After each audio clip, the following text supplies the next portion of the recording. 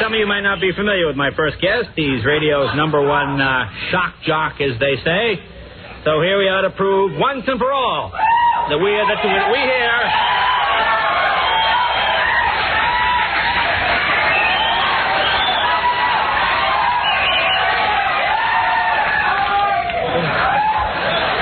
Here we are to prove once and for all that we here on The Tonight Show are not members of the cultural elite. Howard Stern, ladies and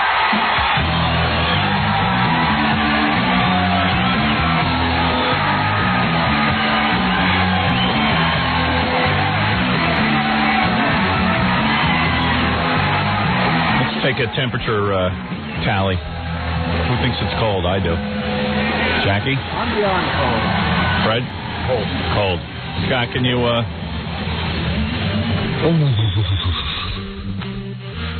Superman, get us out of here. Remember that episode when they were in the North Pole? Superman, I'm freezing, please. If you promise just to deliver this pie to my girlfriend, I promise I'll never do anything. You remember that episode? Yeah, that was with Chuck Connors and the Mule. Yeah. And Chuck Connors was a Superman? Yeah. His name was Superman. Yeah. I'm freezing like that. Oh, Superman. This guy, but tweak it just a little, it'll get too hot. You understand what I'm saying? It's like a fine adjustment. It requires some finesse. Don't spin the dial. Right. Just move it a little bit. Right. I got to take a break, then we'll get the show started, okay? Right after this. You're listening to The Howard Stern Show. More after this. 97.1 The Eagle. 6:13 at The Eagle. This is Brad Baxter. It's 6:16 at 97.1 The Eagle. Howard, Harley, and Fuel Clock. 97.1 The Eagle. You're listening to the awesome and terrifying Howard Stern. Evidently. Not as terrifying as G. Gordon Liddy. He's all over the newspaper. He can't keep his mouth shut. And in fact, he seems to be rallying these people. Yeah.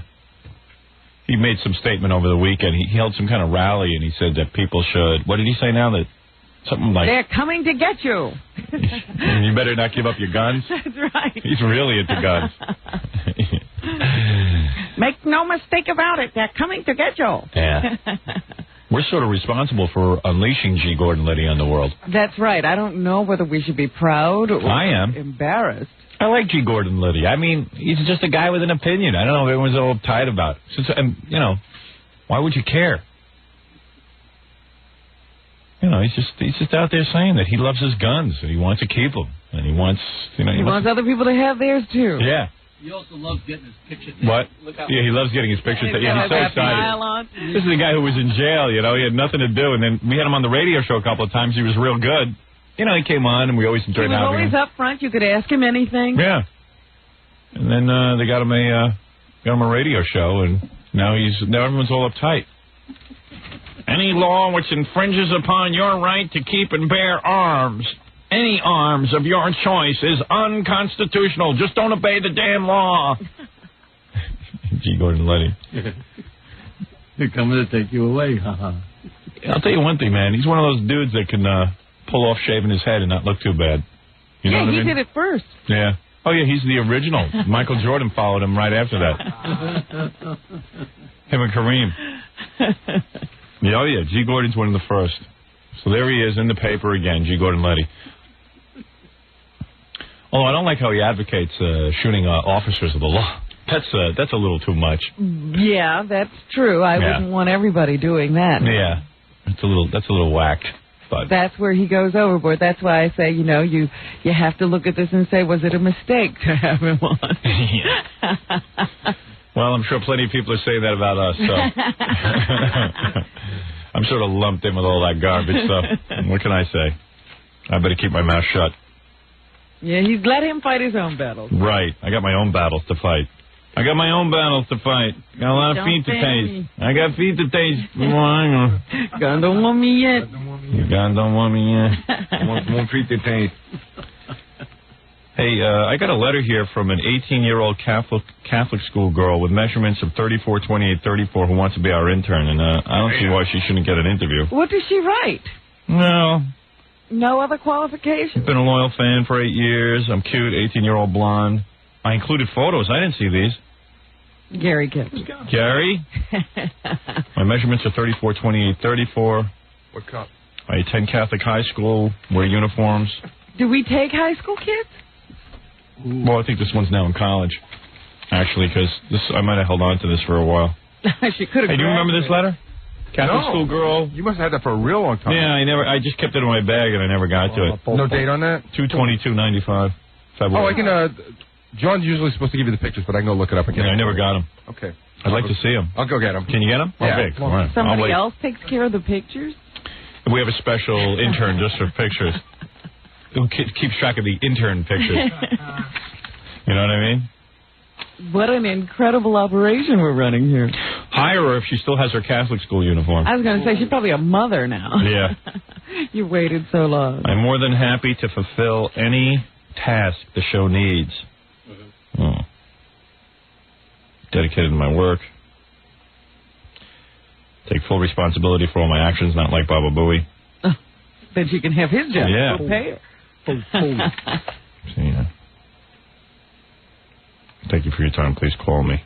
Enclosed is my resume. Look that up. You want to call her? Yeah. Sure do. She actually included a resume after Oh, yeah. Find out what she knows. being so eloquent in her letter. Yeah, I'm sure she'd be good. I'd hire her right now just based on that She letter. seems to be able to write. We don't even have It's interns gonna take like who 5 can do minutes that. to get them. It's going to take 5 minutes? Yeah, a little bit less maybe. Think we should call her? I think we should call without the pictures. How old is she? 18. Oh. Oh, yeah. Jackie complied. Yeah. Seems like a good intern. Great resume. Yeah. Even though it's written in crayon. Is it really? No, it's typed. It's typed. There's a couple of cross. We get a lot of resumes that aren't even typed. Really? Handwritten resumes. I am burning. I am burning to be. I have a burning desire to be on the radio show. I will do anything. Don't you remember Gorilla's letter? Handwritten. All misspelled. Pretty funny. Yeah, we took him. So why not this girl? Right. She seems to have him beat already. Yeah. Yeah. Yeah. How was Cleveland? Did you go? Yes. What do you mean, did I go? So maybe you back out. It was a little tough getting there. What do you mean? The plane. Why? Because the... Were you late? Were you late? Well, I was late. I sat on the highway watching the plane go because there was a huge accident right in front of the airport. What time did you leave for the airport?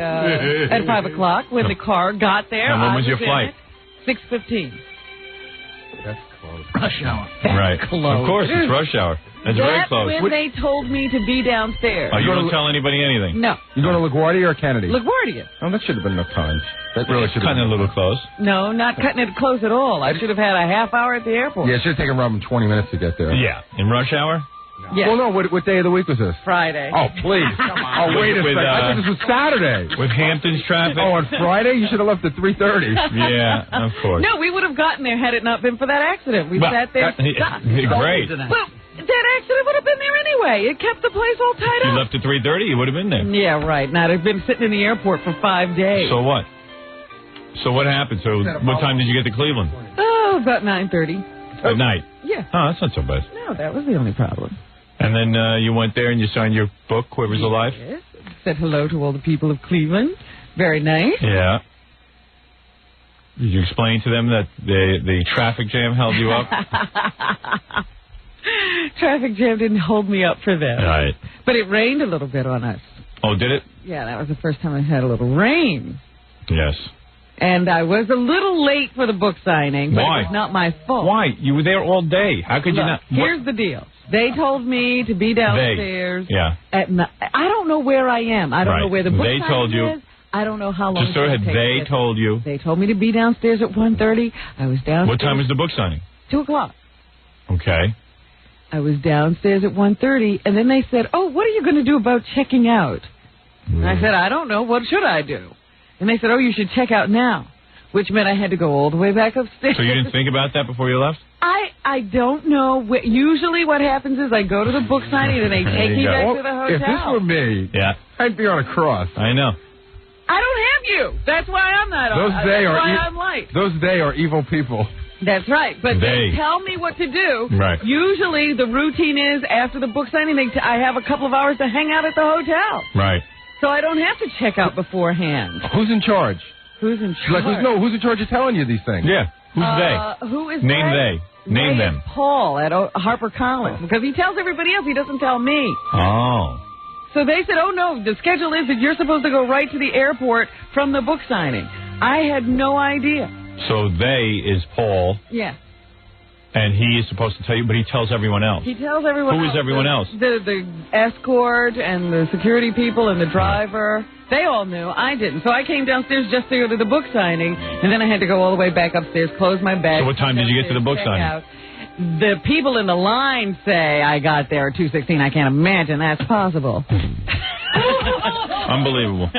Unbelievable. She had a whole day. In other words, she flew there the night before and had a whole morning and that's afternoon. why I fly there the night before, to so prepare. they can tell me what I need to do. And can't you pick up the phone and ask they? I'm exhausted. 10 o'clock I got there, Howard. And what about in the morning? What time did you wake up? I don't wake up. Somebody's banging on my door. I'm exhausted. Howard, she needs somebody with her to call the guy she's got to ask. Right. She's too busy to call the guy. I didn't say I was busy. I said I was tired. Ah. What time did you get up on Saturday? You must have gotten up at some 9 point. o'clock.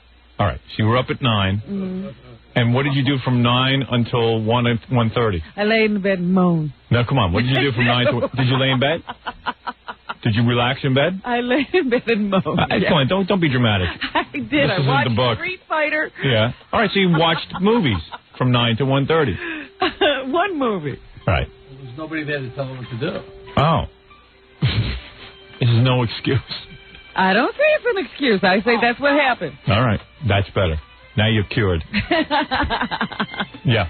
I can tell you about our intern. There were no pictures with that. Sometimes people say there are and there aren't. Well, she said she sent pictures in the previous letter. Oh, so I wouldn't even know. I'll have to go look it up then. Mm. And Tom says no high school interns. Well, she could be in college by now. That was February. Right. Tom says no high school interns. Why? Because that's the rule. Who made the rule? Tom. What rule? And Tom is a moron, so why would we follow any of his rules? Like G. Gordon Liddy says, don't follow the rules. If Tom comes in, There's no law that says you can't have a high school What do you mean? intern? No high school interns. What? discrimination. This girl is 18. She has the body of a college student. 34, 24, 34. She's very advanced. Yeah. This is not a girl who is really in high school. And besides all that, look at her resume. Let's get her on merit. Should I call her and ask her to forward some pictures? Please. Because they'll help in the process. Yeah. Why don't you get her on the phone? Let me give her a personal interview. Okay. All right. Ooh, she could be in college, and that would clear this right up. Right. Tom, we have a rule here, long-standing rule, no high school interns. Oh, yeah? Well, why do you have that rule? He couldn't tell you why. I don't know. He would have no answer. He would sit here and go, because that's the way it is. And I go, well, yeah, that's the way what is? It's the way it is.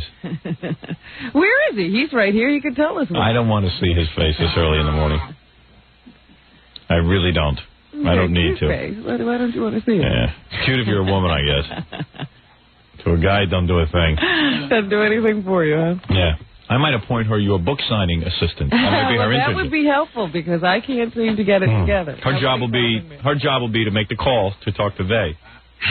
Howard, you know what? I'm not even going to discuss this with you because you have no idea how I feel at this point. You have no idea what I've been through. And so I just tell you what happened. I'm not even going to get into it with you. I don't care what you think You know what? of me. When I go away on these things, a lot of times, this is just a suggestion, a lot of times I pick up the phone and I call don't care what you do. and I You know go, what? I don't care what yes, you do, because you don't know what to do. I know exactly what I'm doing. I hear you blaming a lot of people. Who blamed? You. I said somebody was supposed to tell me, but they didn't. What can I do? This is what happened. Sometimes I think about it. Like, I'll be laying in my room and I'll go, gee, I'd like to get out of here at whatever time it is that the book signing is over. And I go, You anticipate. Yeah, I'll go, well, maybe I should You know check what? out. And sometimes he doesn't. I don't know. There seems to be a lot of they. You know what? All I can say is you better just leave me alone. Why? What would happen? Because I don't want to be bothered with you and your opinions of what should happen. If you're with bothered- you and your 5,000 assistants. But you're late for everything. With you and your 5,000 assistants, I don't want to hear So then about get 5,000 it. assistants. I don't have time to do that. Whatever you have to do. I mean, you shouldn't be late for your book signing. Just screw you and let's go on with the show. You shouldn't be late. I just wish I was in that hotel room. Yeah. I mean, not in that hotel lobby. You do wish when you she were. was informed. No, but do you understand she had to go something? back and pack. But do you understand something? Oh. She came there the night before, which was very good, very responsible. She missed the all plane. I can. Oh, excuse me. She had missed nothing the plane. to do that whole morning. You know what? but- I'm leaving. You And can the have whole this morning discussion was without me. the whole morning was free. The whole morning was free. She had the whole morning free. And all of a sudden, it's time to get in the car to go to the book signing, and there was something else to do first. Yeah. So then after the books, I mean, why wouldn't you get to the book? She was checking out, right? Yeah, how about getting to the book signing at noon? She left. Not only that, I mean, Yeah. I was thinking about it earlier. It's like you're supposed to be at the airport for domestic flights 1 hour before takeoff. She was leaving her apartment 1 hour before takeoff. Yeah, okay, so fine, but that wasn't the book she started signing. off So on even the if she wrong ended foot. up there late at 9 o'clock. Bad planning. But even if she, so that doesn't The point matter. was, she was in Cleveland with nothing to do except that book signing. That was her sole job that morning. Right. And all of a sudden, it's time to get in a limo, and it's not like she has to go turn find the around and place. go back. Yeah, what's that all about? I don't know. What's going on in that organization? I mean, if you had nothing to do all day in Cleveland, one thing you'd do is find out what you had to do after the book signing. And there ain't that much. No, but not even that so much. You would say, well, let's leave for the book signing at, what time? Right. Where is it? How far? Yeah. It's going to take some time. You might I have traffic. hate to say this, but maybe get there a few minutes early. Sign a few books early. Get situated, relax, cup of coffee, There you go. Chill out a little bit. Don't have to be so frenzied. Yeah, I wonder what happened there. Yeah, what's happening? All right. Hey, Robin's pretty well cured. Yeah. She had to leave the room because we were discussing her. She left the show because we were discussing that she couldn't be on time in Cleveland. You mean you think she got mad? Yeah. Well, yeah, she couldn't handle it. Yeah. Really? Yeah, she's very cured. I hope Ganji's chasing her with I hope he's got that camera on. No, the camera was on me. Why is the camera on you? Because I was calling this girl to... No, go interview her and ask her if she's cured. So the girl girl that wants her internship was on the phone. Yeah. We just woke her right out of bed. She's very nervous. I had to really try hard to convince her to come on the phone. Oh, okay. But the good news is she's now 19 and she's in college. Yeah, that's what I figured. There you go. I figured by the time I got to the letter, she'd be in college. Hello? Hello. Hi, you're on the air. Hi. What's your first name? Beth. Beth. Hi, Beth. Don't be nervous. How are you? Very good. Good. Now, let me get this straight. You want to be an intern for us? Oh, my God, I would love to. Yeah, well, we got your letter about a year ago when you were in high school, and I felt that at that time you were very mature because your measurements were 34, 24, 34. Thank you. In other words, you weren't the typical high school student. Is that correct? I wrote that when I was a freshman in college. I see. Oh, you were a freshman in college? Yeah. Then why'd you say you were a high school student? I used to be a high school student, I said in my letter. I'm not following this, are you? Oh, I'm sorry. She wrote in the letter she's a high school student, but she wrote it when she was in college. Yeah, she only wrote us this letter in February. So that means she was already in her second semester at college. Yeah, so why did you say you were in high school? No, I was just telling you that I attended a Catholic high school. You might have looked at the letter. She might have said that. Oh, I'm sorry. That she spent her whole life in an all-girl Catholic high school. Oh, I see. Right. Oh. That works. And you're really hot, huh? I mean, not that that matters. No? Doesn't matter? Well, not really. I mean, we have a lot of different interns. I mean, some of them are cute, some of them aren't so cute. But, we're always looking for new interns. Yeah, I'm pretty hot. Really? Yeah. You still have your high school uniform? Could you intern in your Catholic school uniform? I'd have to quit. I probably could. Yeah. We could probably fire a pig and hire her. Right? Get rid of that. Get rid of Gambling Dan. Wait, let me get this straight. Oh, my God. Let me get this straight. You were saying that when you were in high school, now you're in college, you're 34, 24, 34? Yeah. And do guys go crazy when they see you? Not crazy. Really? No. But you're very good looking. Yeah. Do you wear a bikini or one piece to the beach? Bikini. You wear a bikini? Yeah.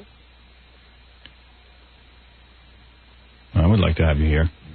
So much for the job. Well, I mean, is there any more to ask? Well, I looked at her resume. Let's be reasonable about it. Right. I looked at the resume. She worked, like at a sports center with kids, and she's held some pretty good jobs, you know, Yeah. to show up on time for. I mean, how much can you do when you're in high school?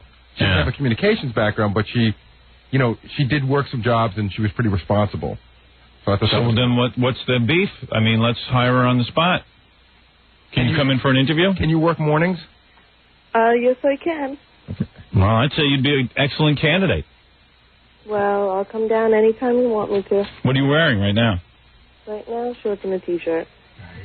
Can you wear that to the interview? Yes, I can. Can you Can you bring swimwear for the interview? Yeah, I can bring gear with me. Excellent.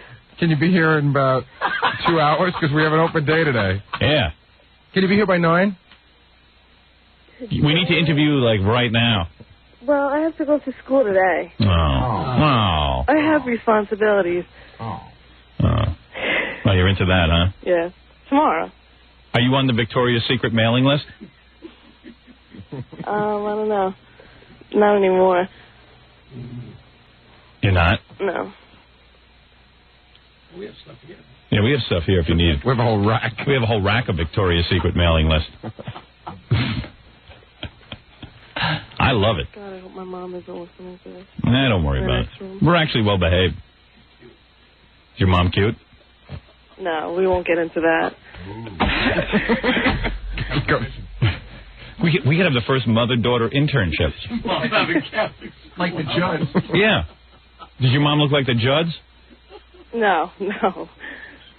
That's unbelievable. So you're 19 now? Yeah. It's a very responsible age. Yeah. That's for some of our best interns are 19. Wait a second. I hate to break stuff, but is anybody worried that Robin has not come back yet? I don't know what pissed her off, but she was like, she didn't like the idea that we were asking her why she was late for her appearance. I think more happened.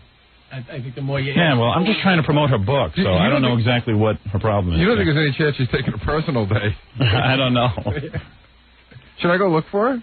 Well, maybe she's composing herself. Okay. Maybe she couldn't, maybe it was, I'm worried too about much. I'm worried about her. Yeah. She'll be all right. She's professional. Like right now, this is not professional, but she will be professional. This is like what Dan Rather did. He walked out in the middle of a broadcast. That's true. It's really weird. So let's get back to our intern. No reason to get distracted from that. Can you do news? Can I? Can you do fill in on the news? All right, I'll be the next Robin. I have her book right here. Well, do you? I am a huge fan of you guys. Well, that's good because we need fans that are doing internships. All right, so let me get this straight. You're 19, former Catholic schoolgirl, 34, 24, 34. You wear bikinis to the beach, and you like to be our intern.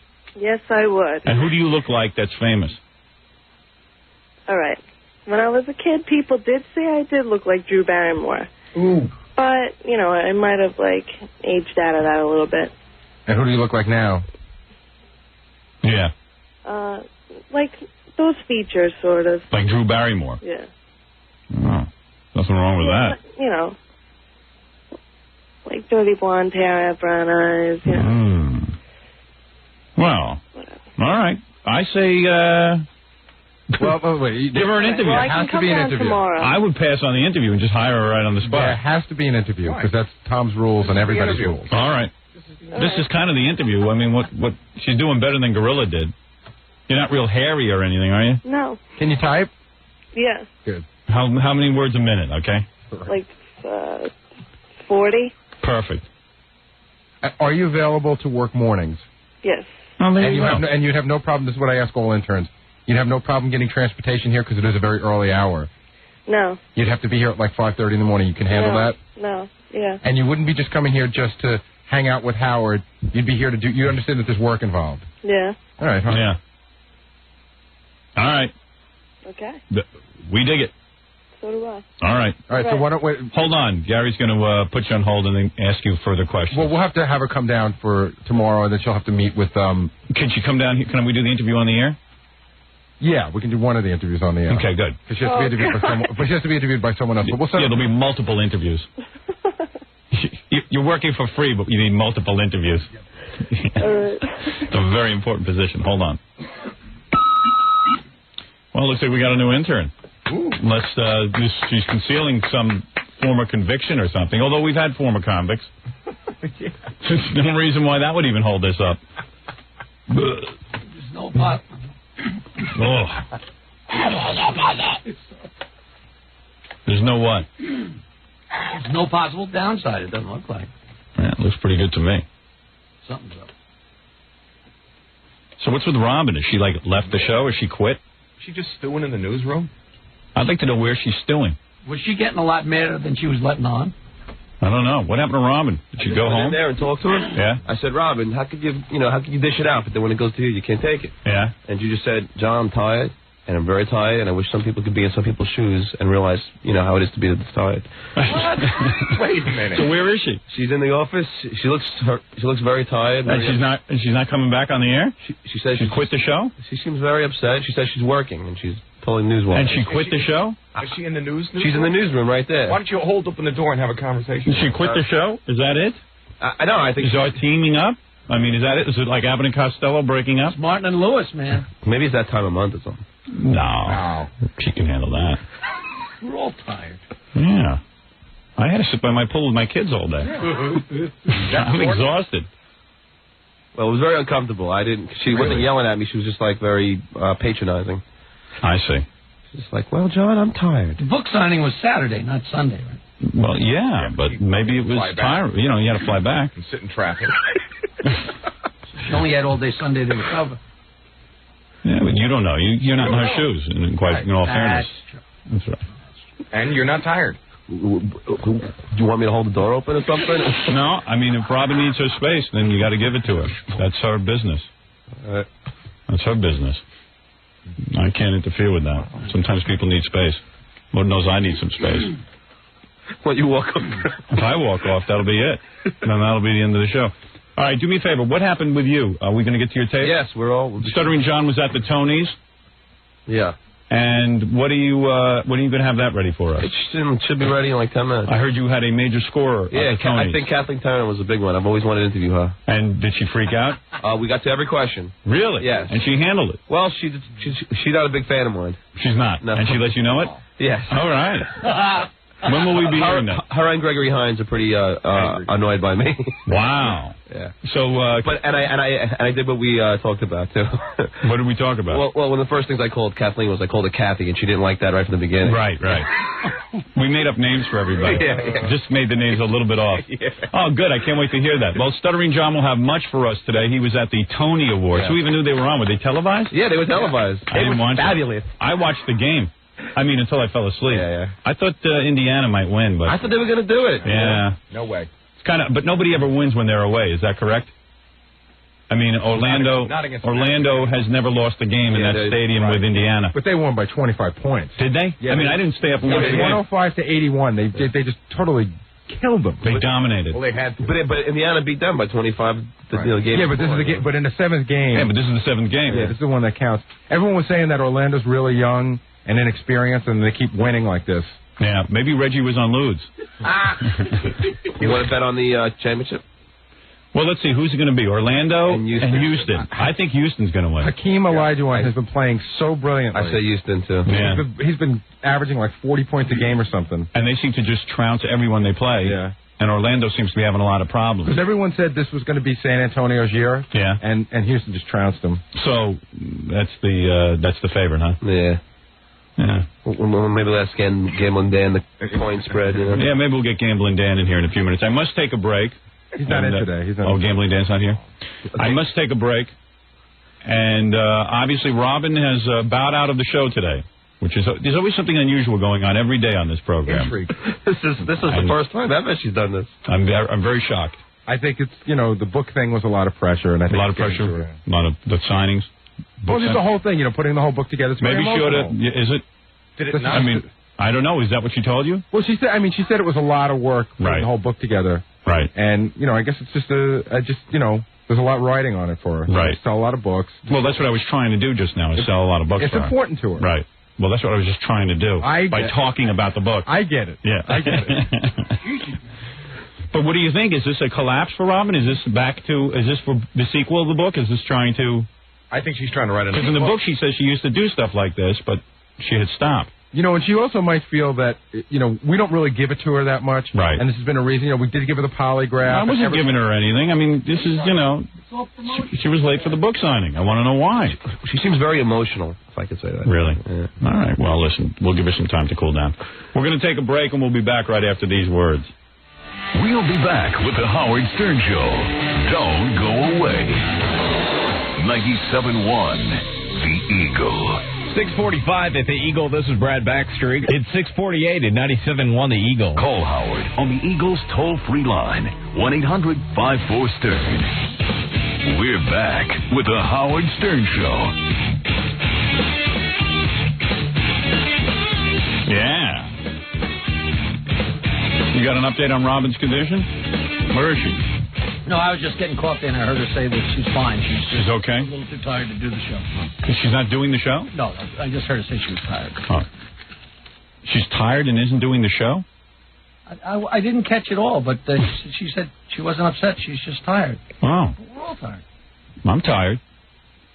I'm tired. I'm tired. I would like to not do the show, too. I saw Robin in the hallway, and she just, you know, everyone was asking her if she was okay. She's very calm. And everyone asked her if she was okay, and she said, I'm just very tired, and I don't want to, you know, and she's back. I mean, Robin, what happened? Did you get so tired you couldn't do the show? That's what I'm hearing. That's what everyone's telling me. Well, I don't believe that. I quite frankly enjoy the interpretation of me that I hear. I've never seen you this tired. I am exhausted. But maybe, what happened though? I couldn't. You couldn't deal with it? I didn't have the energy. I didn't have the energy to do that.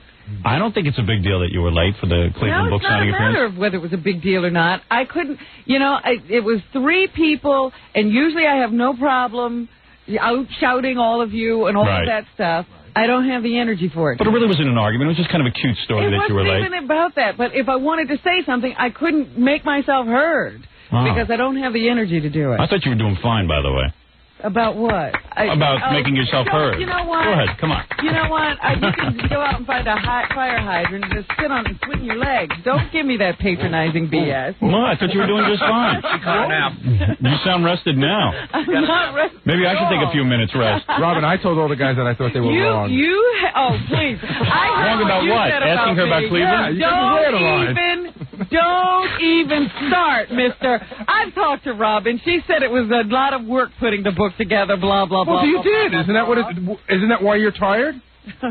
No, I'm tired of running around the country. Here comes. Right, but that's all part I've worked all during writing the book. Did you ever see me not here, Gary? No. I'm just saying that the whole thing is a big emotional experience. I would appreciate it if you didn't try to interpret who I am and what I spend 10 seconds talking to Gary 3 times a year, and he knows all about me. She loves me, doesn't she? She says that I hate her. Well, someone during the commercial said, hey, maybe Gary should go in and talk to Robin. John and Gary were talking about it, and Gary goes, no, I don't think I'm the right person. But he certainly can tell you about me on the air. No, he's just trying. He's just trying to figure it all out. Robin, you've interpreted me many times without getting inside my mind, and I don't mind it. I've never said why you do something. Oh, I see. I'll tell you what you do and what you don't do. I've never said why. Sincerely, I'm very sorry. I really apologize. Maybe you should I'm being analyzed by Baba Booey. But maybe if you're tired from the book signings, maybe you shouldn't do them anymore. Maybe you did enough. That's a possibility. Yeah. I'm really wearing out here. Yeah, so stop it already. You did enough promotion. No one can accuse you of not promoting your book. I know what's going on here. Now I figured the whole thing out. You can figure out whatever you want. So these are decisions I have made. I didn't realize what a drain it would be. Tell Judith you don't want to do anymore. Do it. Let Judith go out and sign some books. I gotta go. Her head's ready to pop off too. What? You got to say something, Gary? Come back here. Don't you dare run. Now you made Gary walk off the show. Gary, you have to take a rest? No. It's just I mean, it's really weird. I mean, I really get the impression Robin doesn't like me. Oh, Paul. But she doesn't. I mean, I know she doesn't. What do you mean you get the impression? Of course she doesn't like I know you. she likes to goof around, but I think that I think that she's really you got to understand that she's irritated when you critique her because not critique. You're not it on. wasn't a critique. There's a certain pecking order. Right. To the I'm on the bottom. No. See, again, no, that I get. I'm right here. I feel better. Ask me. Go ahead. It was simply that he was acting as if he had so much personal knowledge of what I was going Robin, through. Isn't that the show? Haven't we all done Everybody that to tries each other to figure over the everyone out. You know what it is? I think you're just feeling sensitive because you're tired right now. I think that's a legitimate explanation. You know what? That's I'm very really possible. getting tired of your patronizing attitude. No, hey, listen, whatever. Just go on with the show. Thank you. This is the show. This is about the best show I can do right now. Go on with the show. You know, I made notes for the show yesterday, and I said, well, first thing up, I'll ask Robin about Cleveland. It'll help sell the book. I didn't know it would be this good. No. I thought I was kind of screwing off. Who knew it before? Yeah, who knew I could get an hour and a half out of it? I'm not giving it up.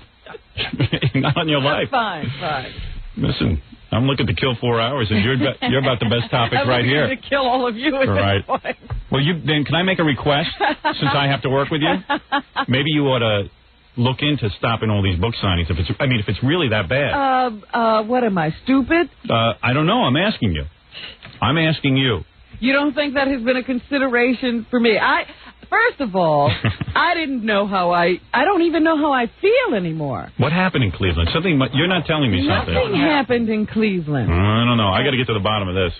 What went on there? This is it. Do you realize I've had no vacation? Do you remember the last time I had a vacation? You wouldn't, because you're not in my life. I did not. Listen, you got to manage your time. The last time was January of 1994. Yeah. That was the last time I stopped working. Well, let me ask you something.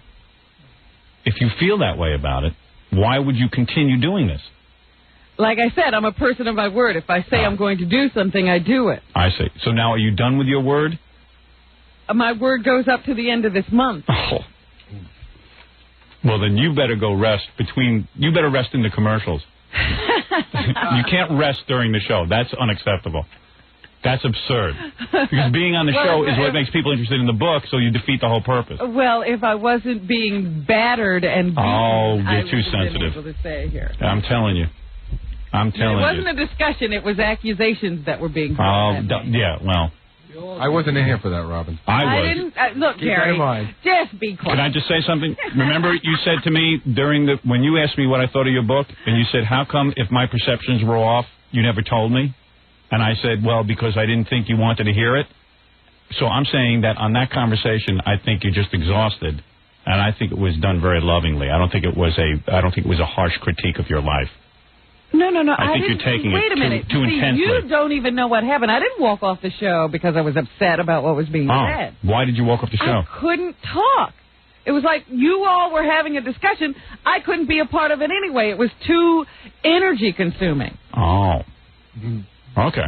All right. Okay.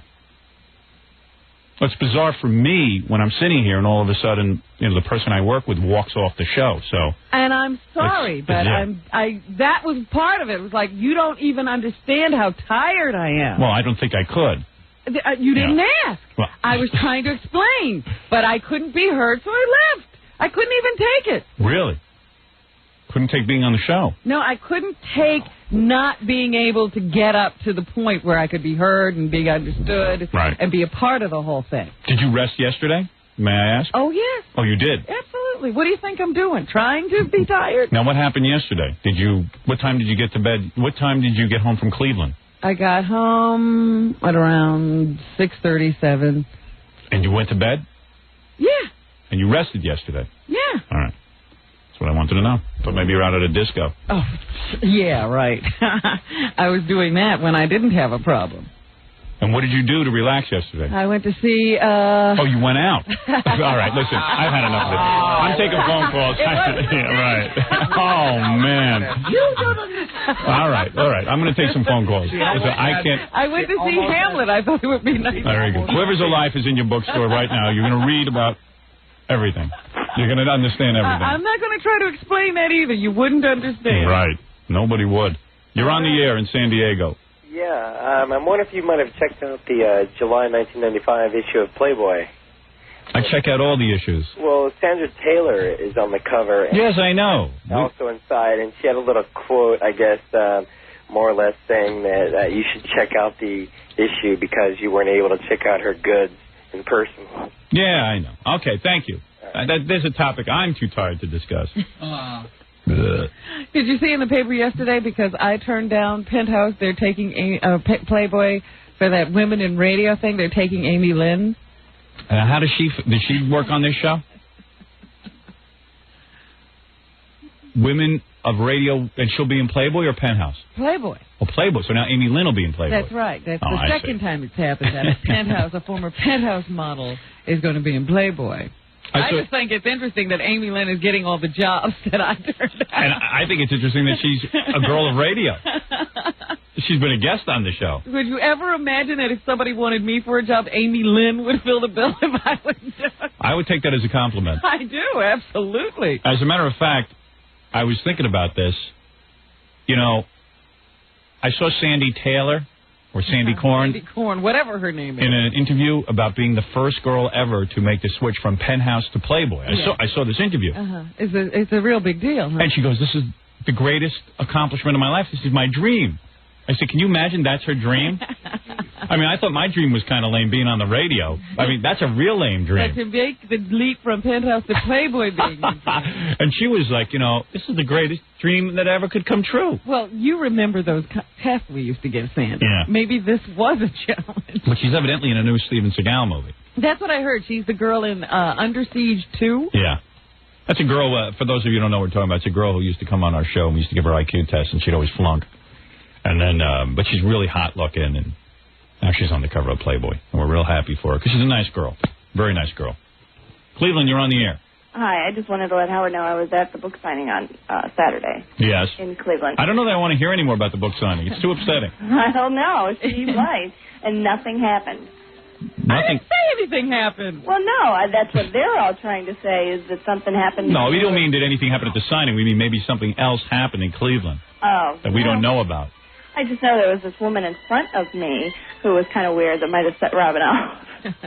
Well, I'm sure dealing with our audience would set anybody off, quite frankly. I've done a few book signings myself. Yeah, but she did an interview in Cleveland a couple hours before the signing, and she said there's people from all walks of life that come to her book signing, and it's true. They're all there. Were they there from all walks of life? Oh, yeah. Oh, they were. Mm-hmm. The wild side, what is that? Everyone. Sometimes I think when a white woman calls it, this means a lot of black people. And No, the woman in front of me was very strange. She gave Robin a phoenix. Oh, yeah? A symbol of a phoenix, and she didn't even have a book. She said she left her book at home. Yeah, that always freaks me out, too. there were people who stood in the line and said, I don't have a book. Could you sign it? And there's like a million of them right behind the cash register. She's like, no, I left my book at home. I'm like, you're coming to a book signing and you don't bring your book? Well, whatever. No, she was very good. She was very gracious, and she smiled the whole way through. Yep. But she was 15 minutes late. Very good. Thank you. You're welcome. I have admitted to everything. It's not that you didn't lie about that. You were not accused of lying.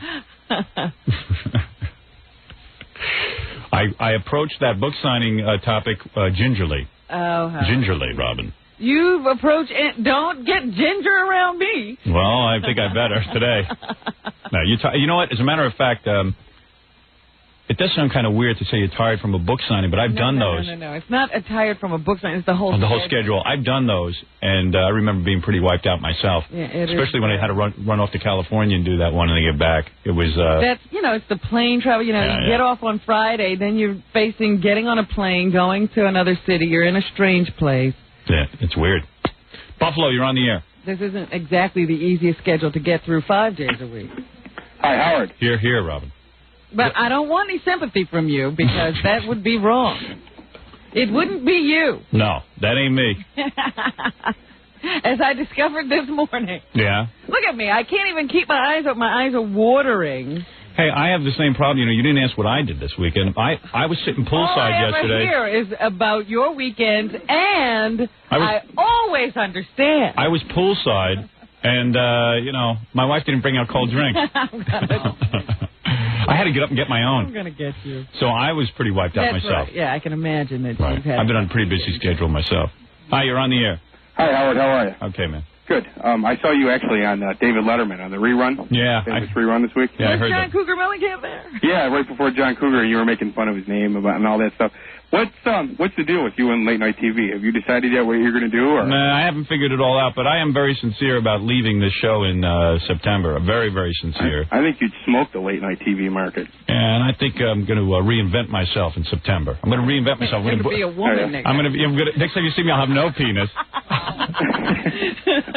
Robin told me earlier this morning, maybe I'm breaking a confidence, but she told me she's too tired to keep up with the show for September. And we'll be leaving entirely. So I have to go reinvent myself. Now, is your book still on the New York bestseller list? Yes. Is it really? How many weeks has it been now? Now it's going on its 500th week.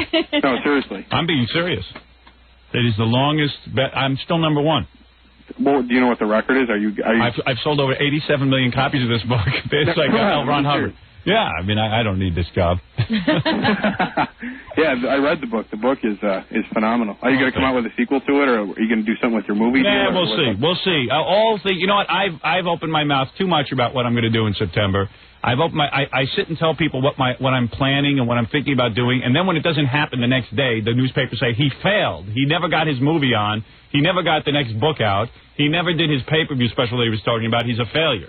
But they overlook what I've done, only to say what I haven't done. Yeah, but you could continue to do that, and yet the same people that slam you saying, "Oh, he said he was going to do it, it never happened." As soon as the book comes out, or as soon as the movie comes out, they're going to be the first one in the theater to see it. There will be a movie. That's all I'll say. Thank you. Okay. Bye-bye. I'm not going to tell you when, and I'm not going to tell you what stage we're at, because every time I report on it, everyone sits and tells me, "Oh, you didn't make the movie. You're a failure in the movies." I haven't even released the movie, and I'm a failure in the movies. I've got the most bizarre career in the world because it's my own fault. I always open my mouth too early. So now I'm keeping my mouth shut about these projects, Robin. Matter of fact, over the weekend, while you were in Cleveland, I actually was not poolside. I was having meetings of my own working on a certain secret project.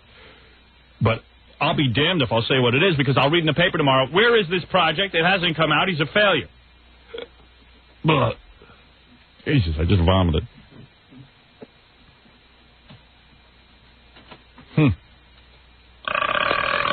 Chicago, you're on the air. I am? I hope so. Wow.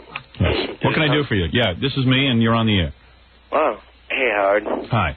I was wondering if you're going to put out any new videos. I saw the Butt Bongo Fiesta. Yeah, I'm thinking about that. I mean, I don't know. I don't know what I'm going to do. September, my contract is up here, and I will be at the Phoenix of my career. What is the Phoenix? That's the zenith you're talking about. What is the Phoenix that you received? I don't know. Did you throw it right in the garbage? Right. Well, I will be at the Phoenix of my career, unlike the zenith. Now, I got to decide what I'm going to do. I would like to... the one thing I would like to do is make this movie. And I would also... what movie are you making? Well, my book was bought by Hollywood, by a studio. Mm-hmm. Yeah, there's going to be a movie of Private Parts. Right. And because I don't know, people say, well, gee, you've been talking about this movie for 2 years or a year or whatever. I don't know. What is it, a year I've been talking about it? Yeah. They think that a movie could be made in a year, like from a book into a script, and because they haven't seen it in the theaters, people actually write about me that I failed in the movies. That where is this movie? They want it out already. All of my so-called critics want this movie out already because they got to go see it so they can blast me. Well, they need more ammo to write about you. So when I say to them, it's only been a year, developing a script, the script is everything. You talk to any great director or anybody who's ever put together a halfway decent movie, they will tell you that the script is everything. If you don't have a good piece of paper in front of you with some intelligent, funny stuff on it, that you might as well not go and waste the studio's money. And that's what I've been about. I'm sitting and waiting until I have the right script. So evidently, most people would applaud that. In my case, they say that there's something wrong with me. That I am, I'm being cuckoo. Picky. Yeah, I'm picky. You lost your nerve. Right. I don't want to play myself. What nerve have I lost? You should try to work Anna Nicole Smith into it. She will be in the movie, by the way. She will be? Yes. Super. So you like her? I've written a few pages for her, well, yes. Fantastic. Thank you. I'm really hungover, Howard. All right. Yeah. Well, then I'll let you go. Okay. Right, bye. Anna Nicole Smith is going to play Jackie. Believe it or not. She could. Think about it. They have the same cup size. And they're both blonde. Yeah.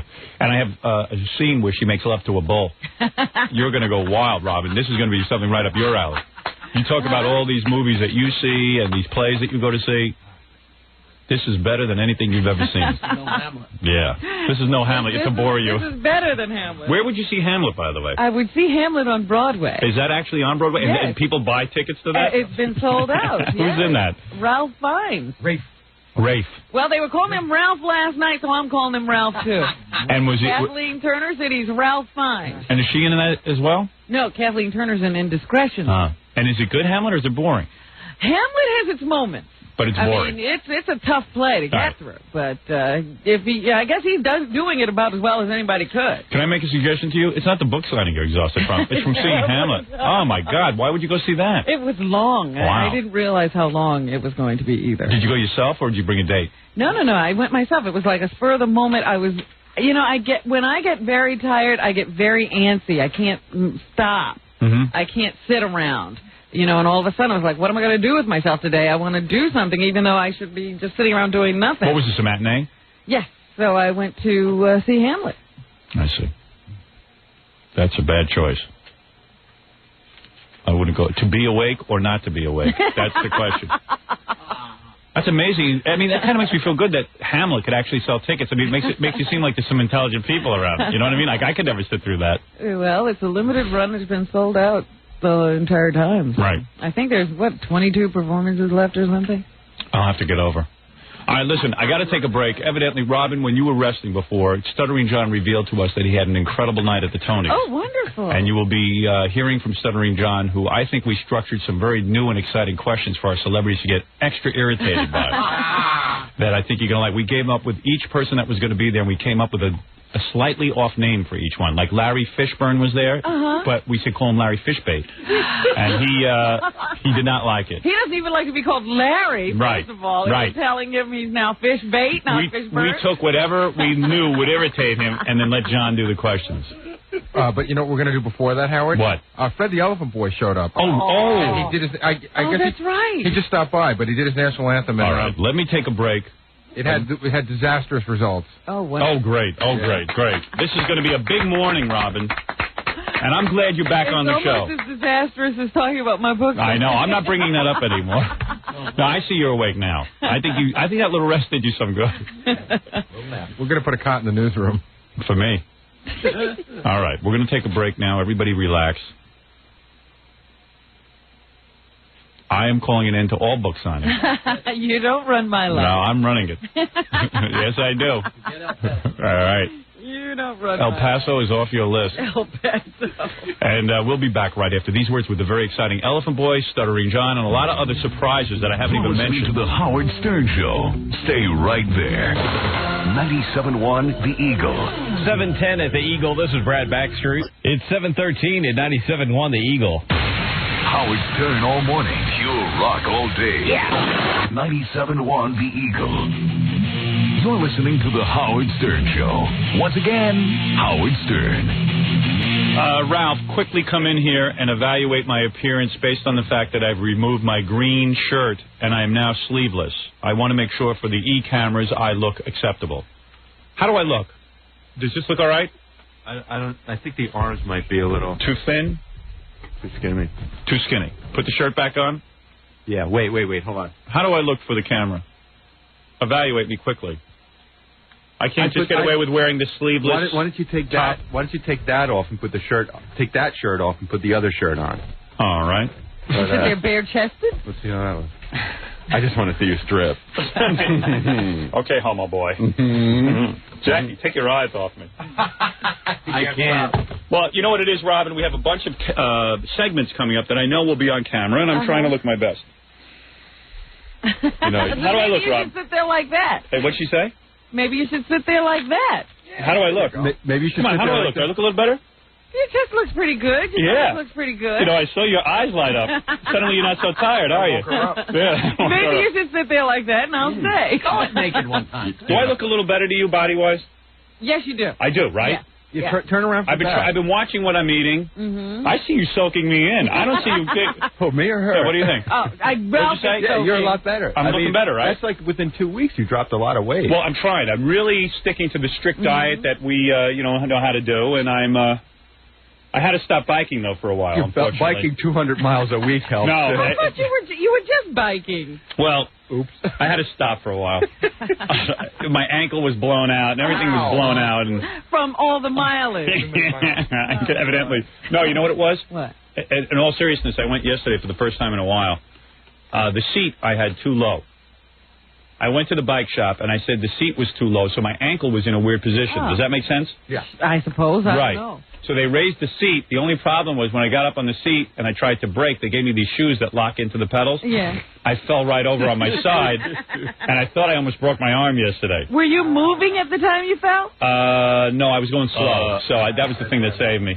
But you know what they tell you? Don't put your arm out to catch yourself. Right. That's what you do. That's what I do. Yeah. I did it. Hey, what am I going to do? Yeah, what do you do? Just fall? How are you supposed to fall? You got to kind of like You're roll supposed to roll. Yeah, you're not, because if a stiff arm. You're going to break your arm. Is what will break your arm. Yeah. It's like you're supposed to spring. You're supposed to let your hand hit and then let go. So you can let your hand hit, but don't hold it fast. Right. You don't want to be locked into a position. Oh, but you can put your hand out.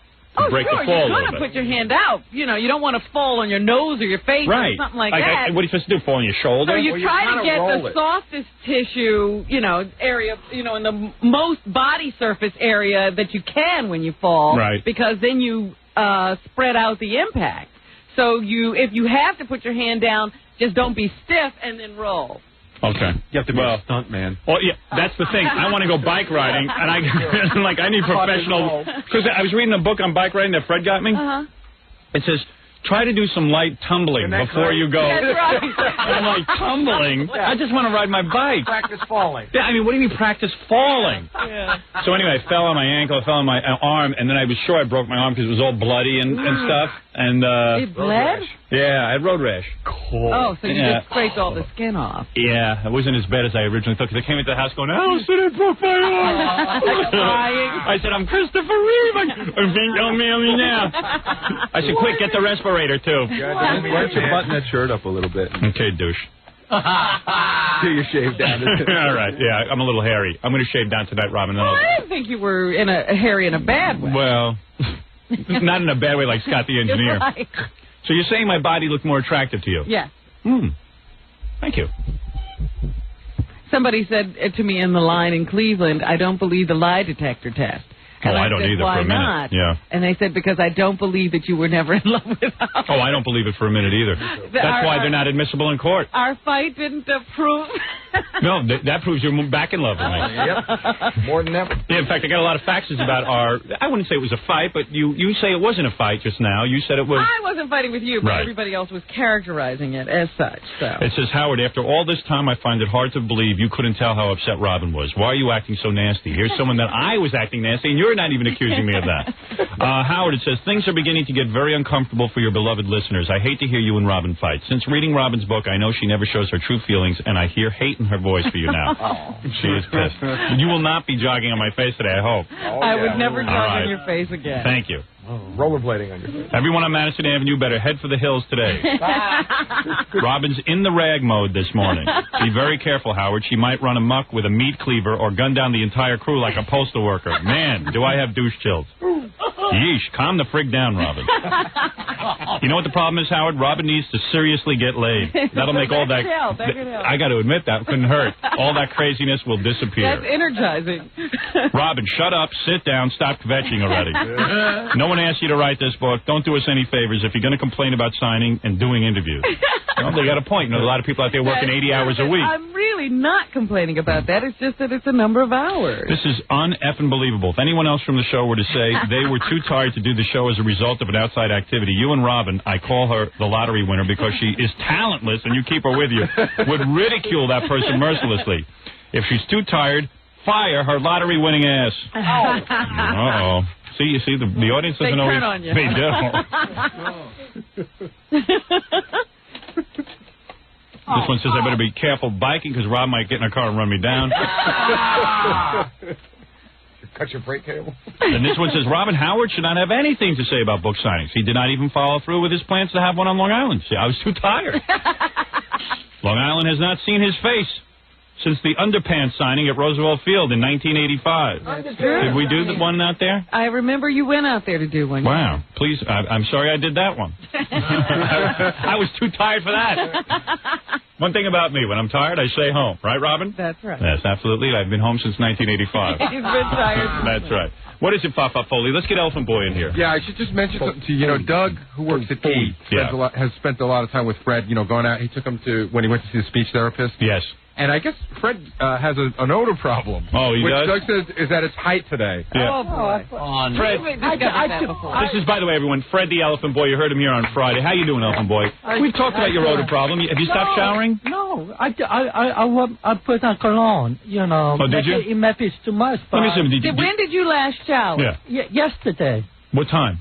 Last night. Last night? Yeah. And what deodorant are you wearing? It's some kind of a perfume type thing. A deodorant perfume? Yeah. Boy, you wear a lot of perfume. Did you shave under your arms like I advised?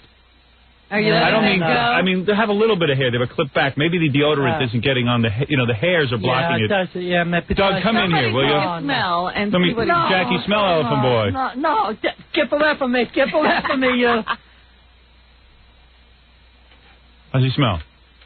How many times have you worn this shirt? Oh, no. Maybe that's it. That's the first. Let me smell you. Come here. I'll be honest with you. I'll be straight up. But listen, let me tell you something, Elephant Boy. Ammonia, I got it. Listen, you don't have the world's greatest personality. If you're going to smell too, you'll never meet any people. Come here. Oh my lordy Lou! What? Elephant Boy, the shirt reeks. It's like he took the shirt off. It's his underarm. Sit down and get on that microphone. Robin, you got to come over for a whiff. Come on, Robin. Come here. This will wake you right up. Come over here. It'll be like smelling salt. You'll never sleep again during the show. Oh man, Elephant Boy, you reek. And thank God we tell you. Just take a whiff. An actual elephant smell. Elephant sound, my God. An actual elephant smells better than you. You go to work like that? What's the matter with you? You're going to get fired. What? When's the last time you washed that shirt? This was a fresh shirt. All right, let me tell you what's going on with you. I know. What about your underwear? I know. I don't know about I don't know what's going on below his waist, and I don't want to sniff around there. No. But let me tell you something, Elephant Boy. First of all, you're a guy with a speech problem who obviously, listen, it's hard enough. People try to accept you now. You're a celebrity, et cetera. It's helped you, no doubt. But your hygiene, people are talking about you smelling. Now, listen, don't be embarrassed. You're a grown man, but obviously you haven't had all the advantages. What I'm telling you is you got too much hair under those armpits. Yeah, because they're singing today. Take off your shirt for a second. I'll show Robin. I'm not. No. Come on. Show us how much hair's under look, there. I'll show you something. Look, you see what I do? Let me show you what I do. Come here. Don't be embarrassed. You're shy. That's your problem. Come here. I'll show you something. Look under here. I clip back under the arm. Now, you see, I got hair under my arms. I don't look like a girl. I got the hair. But my hair could be as thick as yours. But what I do is I take a clippers every once in a while, and I clip back some of the hairs so the deodorant. See, I smell beautiful. Yeah, Elephant Boy could be like Bo Derek under his arm. And I was. Listen, I'm gonna tell you something. I was sweating this morning. I mean, Robin walked off the show. I mean, what do you think? That wasn't easy. That's a risk. Well, look, I don't smell from it. I mean, Elephant Boy broke into a sweat. Right. Look, now I have people who can clip back my hairs. I have Ralph who does my nasal and underarm hairs. He does your underarm Oh, too? absolutely, Robin. Wow. No, but it sounded funny. But look, here's the thing. Do you work in close contact with people at your job? Not really, but to get into contact with people. You do. Well, I feel bad for those people. I got to be honest with you. Do you really use deodorant? Yes, I do. Yeah, it does it. What it is, it's matting up on the hair. Yeah. Your hair smell good. It's on that when I use it, just like What kind do you use? I know it's like a perfume type of cologne. It doesn't have a name. Wait a second. Hold it a second. It's not a deodorant? Yeah, it's like, I got it. You put cologne under your arm? Yeah. Oh, no. Listen, Elephant Boy, let me talk hygiene with you. How old are you now? Too old. All right, how old are you, 40? No. What? Yeah, up 35, 36. Okay, listen, it's time you learned this. He's always approximating his age. Yeah, 35, 36. Can I say something?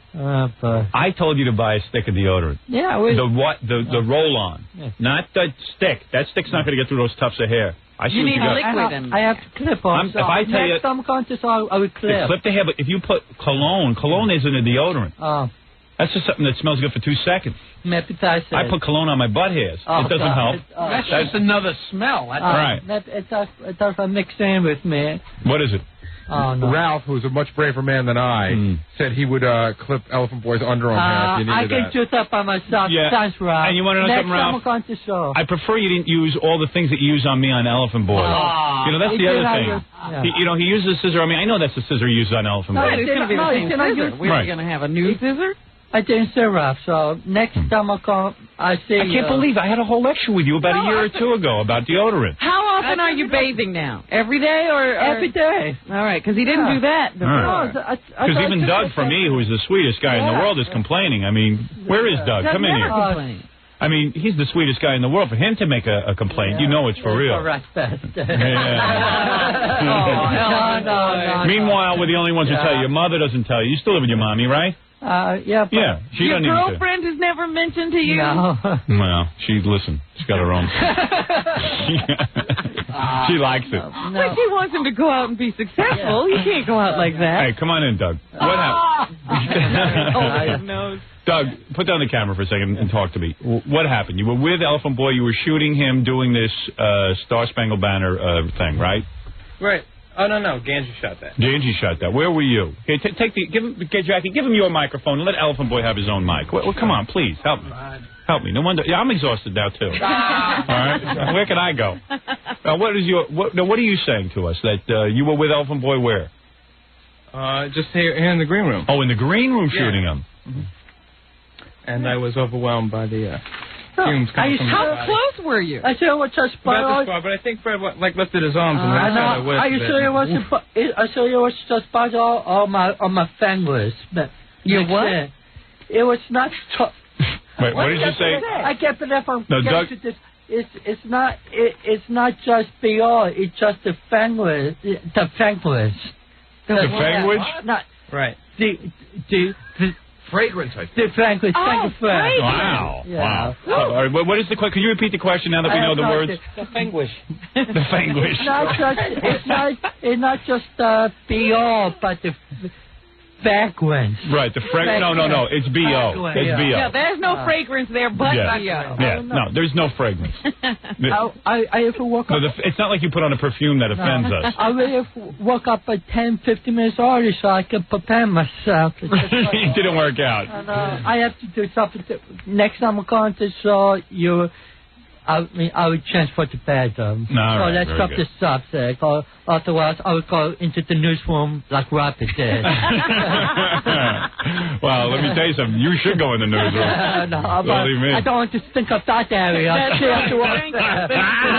Well, Elephant Boy, you know what? He's a good sport. I mean, seriously. Lots of people couldn't take that. No one could take that. I could. That's right. You would be right back in the newsroom. Let me tell you something. I'll tell you why I tell you this. With the smell thing. Because I know you've had a rough life, and I know that people make fun of you and put you down. I've always tried to be fair with you. If you got another strike against you, I'm afraid no one would ever speak to you again. I don't want you to even lose your girlfriend. I know. So it's good that I tell you. I know you don't think it is. But what's odd about this is you went through the embarrassment of this once before, and then you let it all drop. Let me ask you, are you going straight from here to work? But I think I may have to. Why don't you buy him a stick of deodorant somewhere? And a new shirt, because that's not going to help anymore. I can take care of myself. Before I go to work, I stop at the store, buy a deodorant. Right. Take care of myself before. You might need to get a new shirt, because I think that shirt's pretty funked up. Yeah, it's not. It's going to be on the shirt now. Yeah. I show for on the shirt. Right. Well, whatever. Okay, let's drop this up. It's too painful? I think, You think you want to get to the singing? I might be too painful. Maybe you want to. I want to talk about. Ralph, is there something you want to say? Yeah, I don't have clippers, but take the scissors and. I can take out. Do me a favor. No, you know what? Let him do it. Pick up your arms. Get it over with. What's going on under there? Go ahead, take your shirt off and let me see what's doing under there. Come on, Elephant Boy. What's the big deal? One armpit. Show us one armpit. Show me one armpit. Give me a thrill, will you? Wait a second. Where's Jackie going? Take the smell. Go ahead. Let me see. Oh, Jackie's leaving. He can't take the smell. Head for the hills. Go ahead. Get rid of those hairs, will you, Ralph? Clip them down. Give him a little. Elephant Boy, what he's supposed to do. Yeah, go ahead. Just take your shirt off, man. You got a good physique. physique. One arm off. Let the girls see what's hiding under there. One thing about Elephant Boy, very masculine. Oh. Yeah, let me see. Look at the hairs this guy's got. Oh, good. You got the odor. Let me have that, Jackie. I'm going to spray him down. Oh, wonderful. Thank you. I got some Shure, Robin. That's a good brand. I use what's the one I use, Robin? Oh, geez, I forget what you use. Dry roll-on. Ban I use. But all right, this will do. Go ahead, sit up. Suck your stomach in. Now lift up your arms. Let me see what's under there. Let me see what's under there. Lift it up. I can't clip it if it's... Oh, my God. Oh. There's a jungle under those arms. Elephant Boy, lift up. Let Ralph do a little grooming for you. Ralph, just get in there and do it, and be serious about it. Give him a cut. Give him a nice trim. Get rid of all those hairs. Get rid of those smelly hairs. You know what it is, Robin? A lot of... Jackie, what is it? Jackie, what is it? What's going on? You're lasting over, man. Yeah, whenever he lifts up his arm. I'm not kidding. The smell is unbearable. Get up there. Get that arm up. Go ahead. Put on a mask. Ralph, get in there. Get in there. Man, hold still. I've never smelled anything like it in my life. Yeah, I'm kind of riff. Real elephant stink. Yeah. I'm sorry, Cart. Ralph's puking. Man. Get the other arm. We'll finish him off. That hair is going to be lying on the... Oh, puke. I don't think the Jackie's right. It's like a men's locker room in here. The hair will stay behind. You would think if you were Elephant Boy, you would go around smelling like a princess. You think you could get right. But you know what it is? You stop caring when you're an elephant. Yeah, okay. I will take care of it next time I go on this show. I will be nice and trim. Show him that can and say, this is deodorant. And this is what you got to go look for. Wow, it reeks in here. Ever been with a really smelly woman? Ooh, stop that. No woman goes like that. Get your arm up. Get it over with. What's the matter with you? Move your thumb so Ralph can get in there and clip. What's the matter with you? Clip down those hairs. Sounds like you just did the catwalk. Oh, my God. It reeks in here. Yeah, gagging. Just get over there and finish. You've smelled worse, Ralph. One of the listeners called and said that they can smell it through the radio. We should delouse him like they do in prison. Yeah, and then throw out those scissors when you're done. I don't want those near me. Now I'm going to spray him down with some deodorant. We're going to see if he doesn't get better. And get him a T-shirt to wear to work. He can't. We burn that shirt that he's wearing. Here, come here. Now stand up. I'll give you a spritz. Come here. Smell like a horse's ass. You're like a child. We have to bathe you and dress you. All right, give me the other one. You need help. Yes. You might want to start going to the gym. Give me the other arm again. You need another shot on there. Now you're probably fresh. Spray his whole body, like just all over. All right. You maybe a mist for him to walk through, like you do with perfume. Yeah, walk through this. Walk through this. Here, walk through. Just walk through quick. There you go. It stinks in here. Oh, man. All right, look. We're going to give him a new shirt. Don't put that shirt back on. No, you can't go to work with that. Throw it out. Oh. Right there. Throw it right there. Throw in the garbage. Get him a shirt. No, don't put it in there. Get it out of here.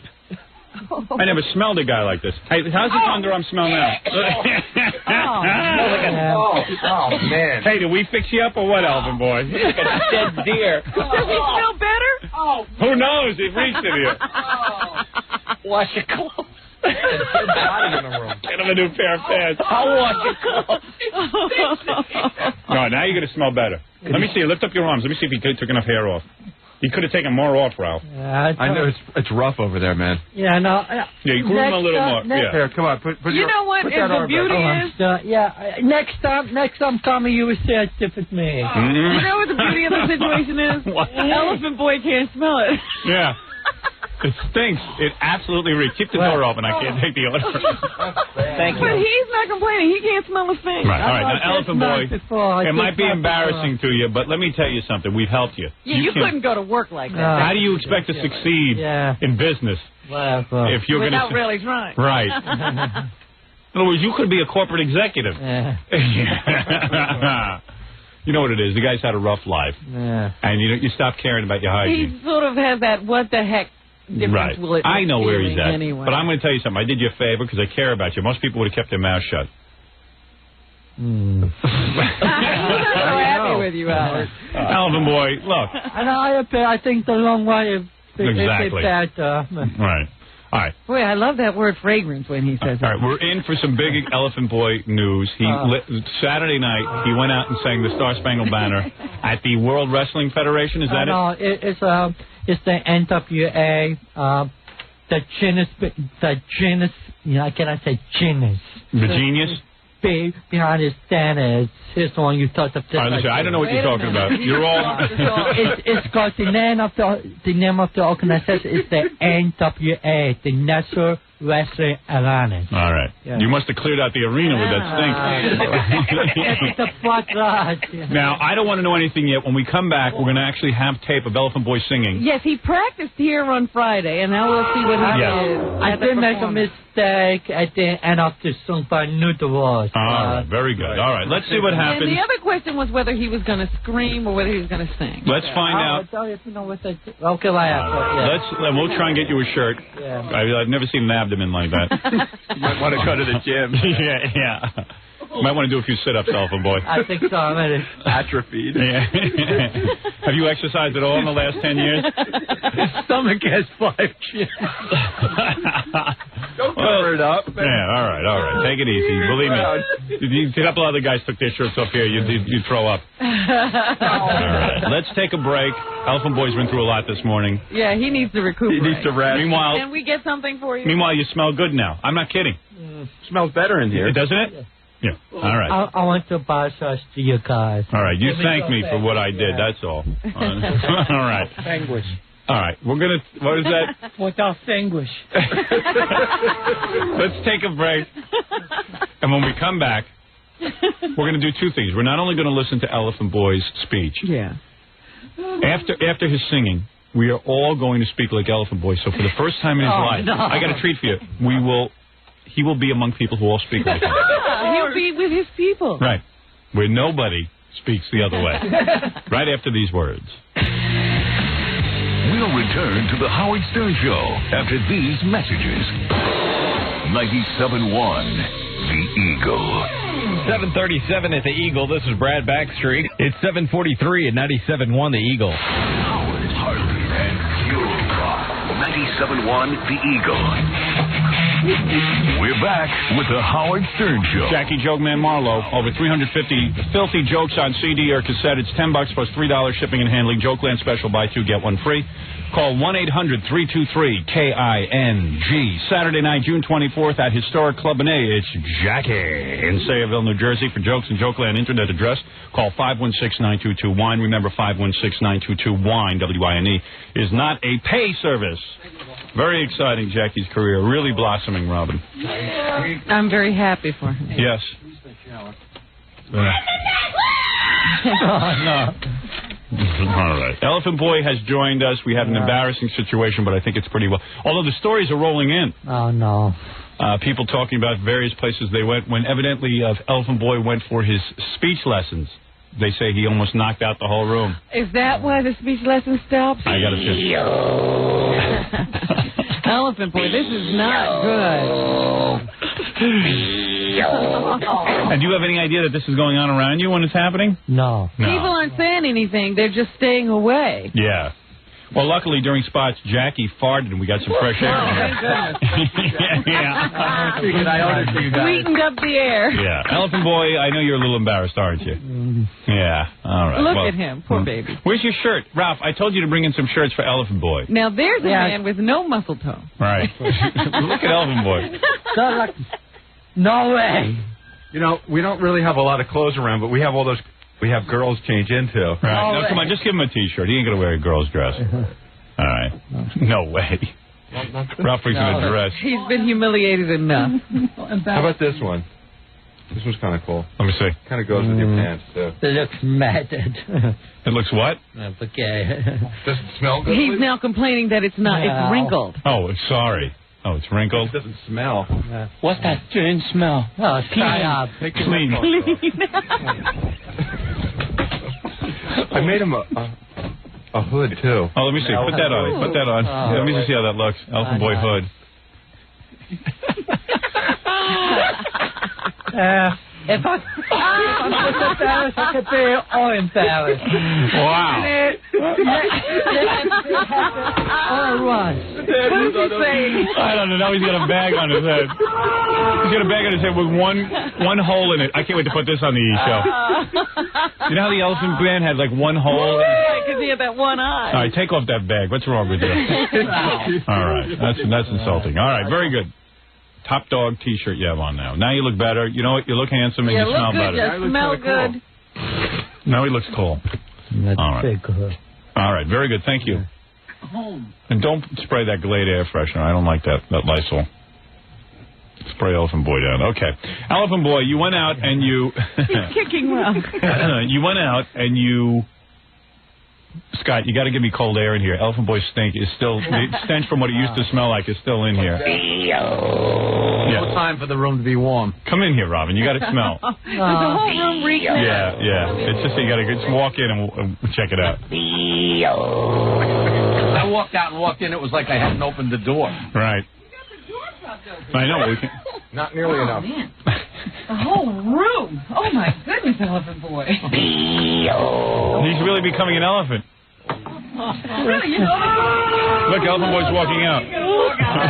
Just sit down. You're not tired. I'm so tired, but it's good enough for you. It's good enough for me. I am tired. He is tired, in all fairness. Try to understand his tiredness, Robin. You're not walking my shoes. Yeah, right. Look, mister, you give me a patronizing BS.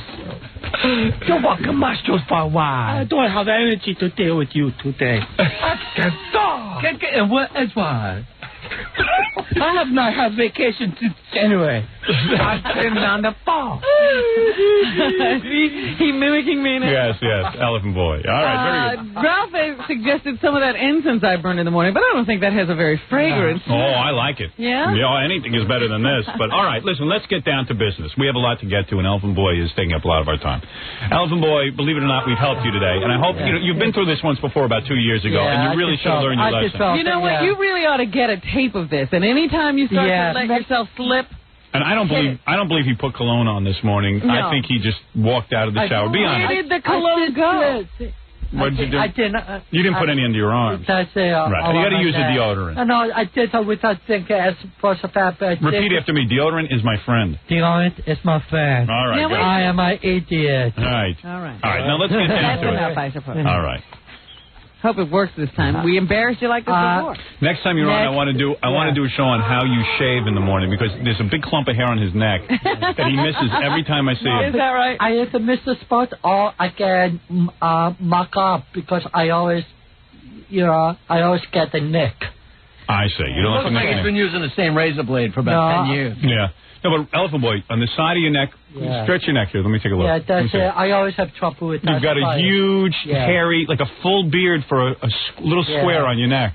Yeah. Why would you miss that? I just get that, but sometimes when you serve, sometimes I miss the spot. I don't feel it when it comes up. All right, we'll talk about shaving the next time you're in. All right, listen. That's my last appearance. So you went to... Like with you, definitely. This is the Elephant Boy's final appearance on our show. Yeah, well, we'll see about that. All right, listen to me, Elephant Boy. Yeah.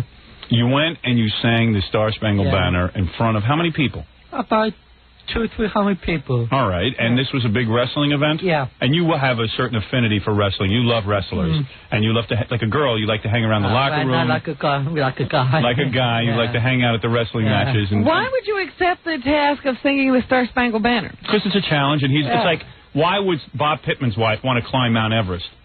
You know, I mean, she's a housewife. It's there. Yeah, it's there. It's that kind of kookiness that gets people going. He just unlocked something, why he likes to hang around in the locker room. Right. Somebody notices. Right. You know what? You're absolutely right. Is that why you like to be in the locker room with the wrestlers? You feel at home? Nobody thinks that's him. All right, Elephant Boy. At least he can smell like a wrestler. Elephant Boy, let's hear what happened. So you went out, and you really were trying, were you not? When I do it, it's with all serious. And you had practiced and everything? Yeah. Did you end up getting booed? Did people scream? No, they... I think I got good reaction, but who knows what I let's say. listen to the tape. Yeah. Welcome to the Woodbury American National Wrestling Association. It's a rabbi. That was... Well, he's trying to be like that guy Rumble in the jungle. Right, he's trying to get a niche for himself. Let's get ready to rumble. Everybody at the arena thought that guy sucks. You know what's funny? You know what's funny? Yeah. Like that guy who does that, you know, let's get ready to rumble. What's his name? Mike Barrier. Mike Barrier? Yeah. That's the guy's name? Yeah. The real guy? Yeah. That's the guy you were talking about. No, that's the guy that Are we ready to rumble? Yeah, I always thought, what? Yeah. Mike, I always thought that was an easy job. Yeah. But after hearing this, I can see it takes a special talent. That's it. We got a special guest from the Howard Stern Show. Yeah. Fred the Elephant Boy is going to come out and sing the national anthem. Okay. What were you wearing? I mean, I can't see it, but we'll see it on the E-show. Yeah. What I was wearing a nice short. Nice shirt? You didn't get real dressed up? And short pants. Short pants. Yeah. That's always good. Believe me, it was very hot there. I make the right decision. I can imagine the waftings from the shorts. Oh, man. Oh, say you see, but the doors early light was so brightly we had at the twilight last swimming who both tried and by stars. Not the best music. For the ramparts we watched. What do you mean? Was a kind of dreaming. No, there was no music. They came into queue to begin. There was no music, so I said, in the middle to play the music. Wait a minute, they told you there was going to be music all along? No, they didn't tell me nothing. Right. He has a they, too. He has a they. They didn't tell him anything. Yeah. All right, listen, let me. Well, you don't have, in all fairness, people. I have not people. You don't have 500 people helping you. Yeah. Right. Okay, so let me get this straight. So in the middle of your stars, but obviously you had a teleprompter there because you didn't know the words. You were doing those from memory? Yeah. I want to see that. Let me hear you sing the Star Spangled Banner. I can do it now. Okay. You could? Let me hear that. Yeah, sing it or say it? Sing it. Oh, no. Oh, say, can you see by the doors early light was so brightly we held at the twilight less gleamy who brought bright and bright stars to the perilous flood. So the ramparts we was a tiny steaming and the bomb bursting there. All right. Get good to the night. Our flag was. He had a teleprompter there. I know. No, I did. You had something. You had cue cards or something. Did you have cue cards? No, I didn't. No. And the white is wicked, the bomb bursting through. Get good to the night. That our flag was stood there on the Star-Spangled Banner. Let's wave. I'll go for this part. Land of the brave and the home of the brave. I'll go for the last one. The land of the brave and the home of the brave. The last line I know the last line. Elephant Boy, the music helped. Yeah. All right, let's give him a big round of applause. Sing one of the balls. Here we have the Elephant Boy performing. Good for you, Elephant Boy. Well, I love that. I want to hear it again. No. Pause on tape. Pause on freaking tape. Well, Elephant Boy went out. He tried his best. You got to admit it. Did they pay you for that? Yes. That was a paid appearance. Yeah. All right. Well, you know that we're always happy when you make a couple of bucks. And believe me, I'm not. I think I would cancel. But I would doing the same thing this Friday at Yardford and this Saturday night at East Toms River High School, Toms River, New Jersey. You're going to be singing in a high school? Yeah. Well, this whole singing thing is really taking off for you. Now after today, I'm not sure. I think I got to pick up a phone because I've been canceled. This is like Freaks. Yeah. Hey, so wait a second. So you're going to perform for high school kids, or is this for a wrestling show? A wrestling show. There's two. He's got a Friday and a Saturday. Yeah. And look, you'll smell good too. I believe me when I go there, you know, let the people who come to those shows, you know, give me the ones offer that will find nothing. All right, very good, Elephant Boy. And just to make you feel at home, everyone will talk like Elephant Boy now for a few minutes. Okay, here we go. Thank you so much for coming there. You don't have to do it, Elephant Boy. Boy, you don't have to. You do it already. How about the autumn post wrote the Fanguish? Very good. Very good. Come on. Coyon. At the top, hang a banner about the home of the brave and the home of the brave. I want to introduce the king of all media and the king of media, Cleveland! All right. Jackie, you want to turn? That shirt is wrinkled. What? That shirt is wrinkled. I don't know. His microphone is never on, as hard as I try. Okay, very good. Elephant Boy, congratulations. Take care. Thank you. And we'll see you on your next 2 big appearances. We'll have our cameras there. Okay, wait. All right. All right. Bye-bye. Bye. All right, we got to take a break. When we come back, Stuttering John was out. We're going to get to your phone calls. We have so much going on. At the Tony. Yeah, it's supposed to be really good stuff right after these words. You're listening to The Howard Stern Show. 97.1 The Eagle. 7:57 at The Eagle. This is Brad Backstreet. It's 8 o'clock at 97.1 The Eagle. Howard Stern all morning. Pure rock all day. Yeah. 97.1 The Eagle. AIWA. It's the Howard Stern Show. Great piece of Howard. That's right. I'm still doing the commercial. Can't stop talking about it. Hey, everybody. Welcome back. Well, we got a jam-packed show for you, there's no doubt. While the other shows are sitting around trying to think of what to talk about, they play records and things, we know exactly what to talk about.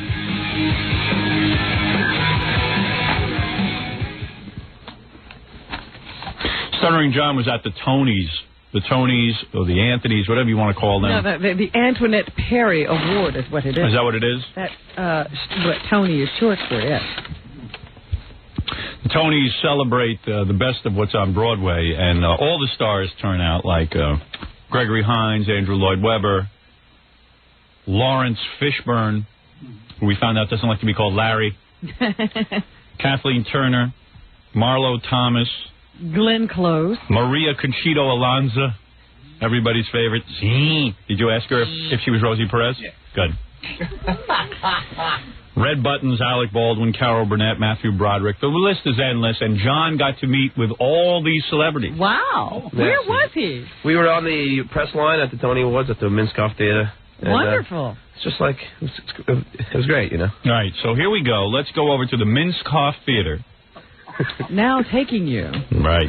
Our cameras, our E-cameras are there, so you'll see it on our E-show, which continues to break all records in the ratings on E. But nobody will report it in the paper. Hey, you know, I got to tell you one thing real quick before we go over to the Minskoff Theater. I finally got to read in the New York Times, I don't know if you saw this, a review of The Night with Muhammad Ali. Oh, really? And they mentioned everyone but you. Uh-huh. I was dumbfounded.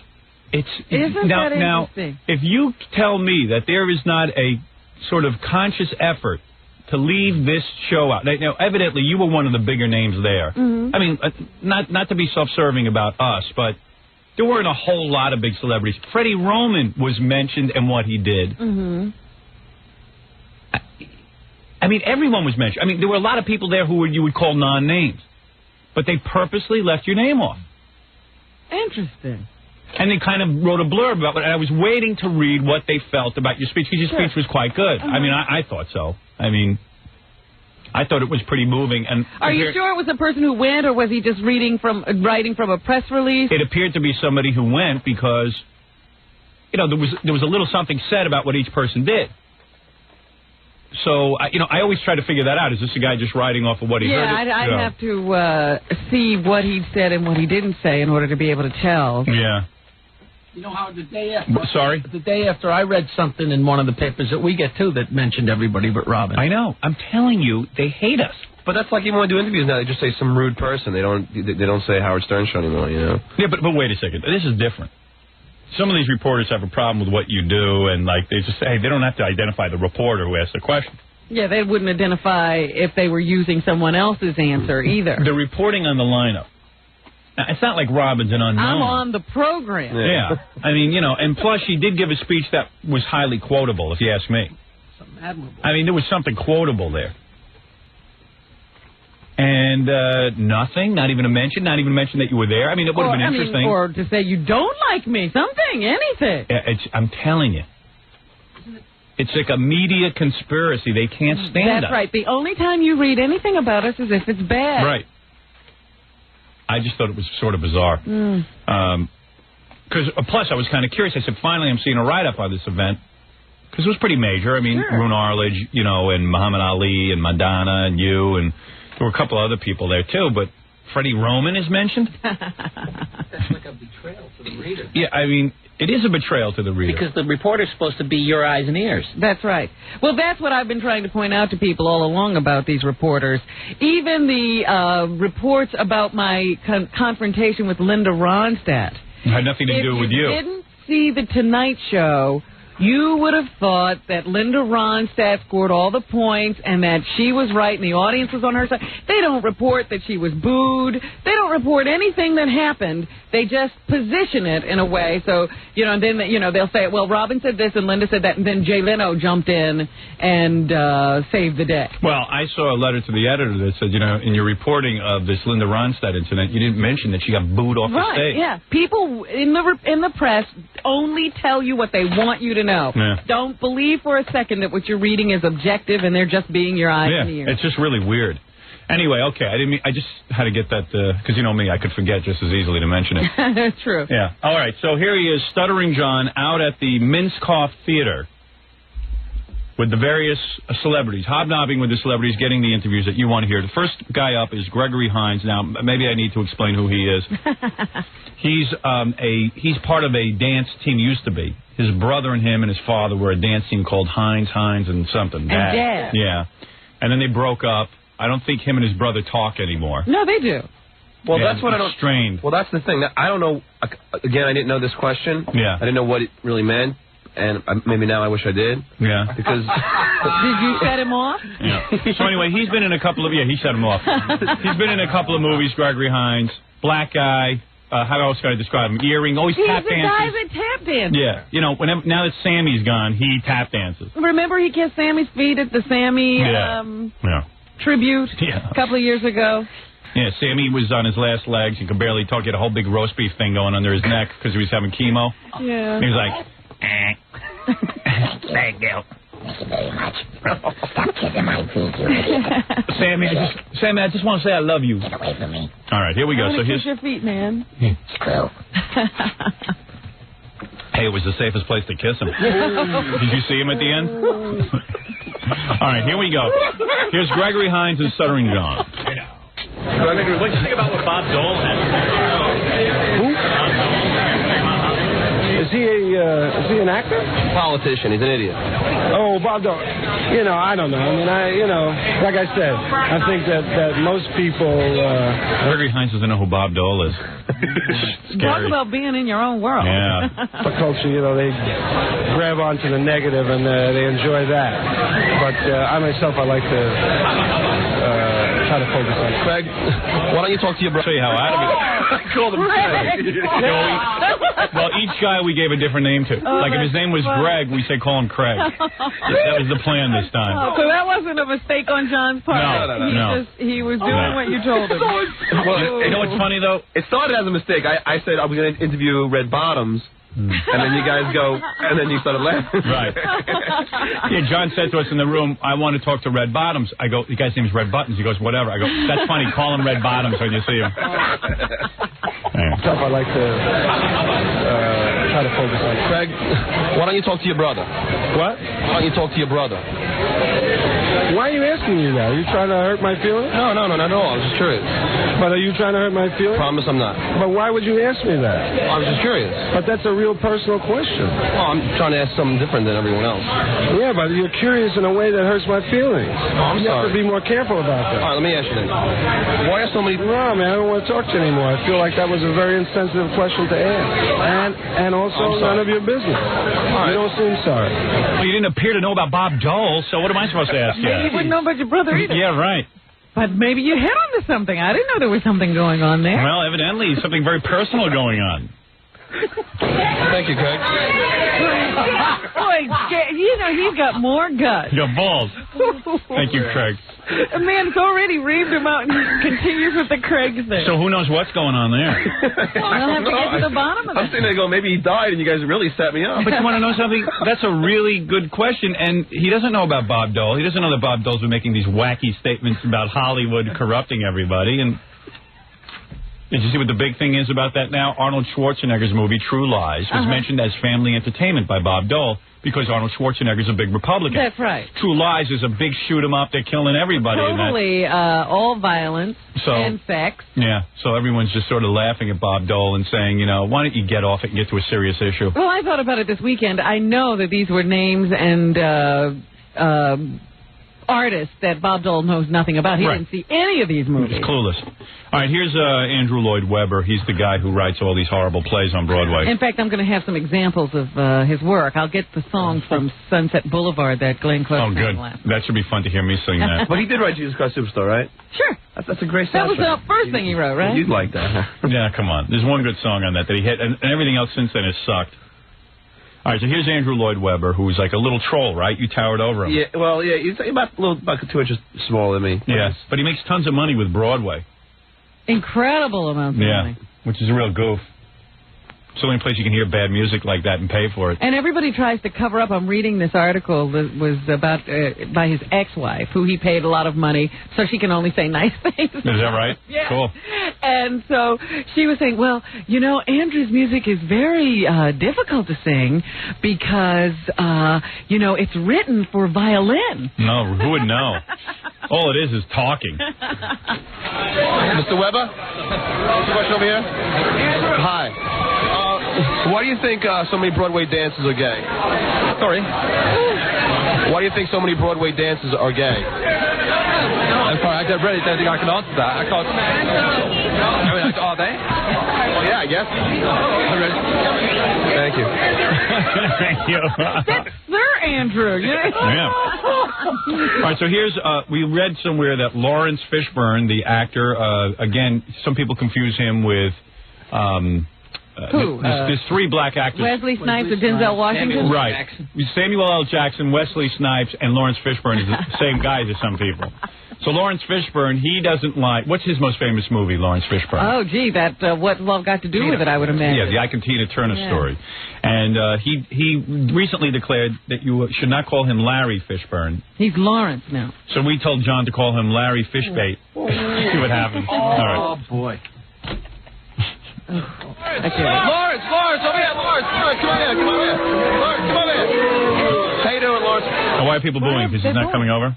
Yeah. I've seen the press does that. If someone just walks in and doesn't stop for them, they boo. Okay. Are you tired of Samuel L. Jackson taking your role? When did that happen? Sam Jackson has never taken anything from me, and I've never taken anything. Well, I gotta say, both of you guys are great actors. We are, yes. Do you enjoy punching the actress playing Tina Turner? Did I enjoy punching her? That's a really silly question, don't you think? Yeah, a little silly. Yeah, so I can't answer it. Do you mind that so many guys admire you? No, I admire about as many guys as guys admire me, probably. Do you give a crap about the Serbs? Do I give a crap about them? I think it's really terrible that people are dying over there, man. I agree. Why does Spike Lee make such awful movies? Well, I can't really talk about what kind of movies he makes. I'm glad that he makes them. Yeah. O.J. innocent or guilty? I don't know. Not until proven, you know. With all the evidence, what do you think? Not until proven. Innocent until proven guilty, right? Yeah, okay. Thanks, Mr. Fishbait. Thank you very much. Mr. Fishbait. So inflammatory. Thank you, Mr. Fishbait. Did he hear you say that? Yeah. Then what did he do? Well, at least he answered your question. Yeah, well, he hung in there. So, He's pretty cool. Yeah. See, one of the things, I mean, I wouldn't be able to get a lot of them over if I would have called him, like, you know, Barry or something. Yeah, right. All right. Here is Kathleen Turner, a woman very taken with herself. Because watch, I call her Kathy, and immediately it's like it pisses her off. Right. She can't handle it. Yeah. I said the funny thing about celebrities is if you don't give them, they think they're royalty. In their world, he calls her Kathy. That's too familiar. I know, because I was reading about her yesterday. They were talking about, she has a dressing room that has a front room and a back room, and it's all decorated just for her on Broadway. Yeah, gain 20 more pounds and no one will decorate anything. We'll be able to fit in it. All right.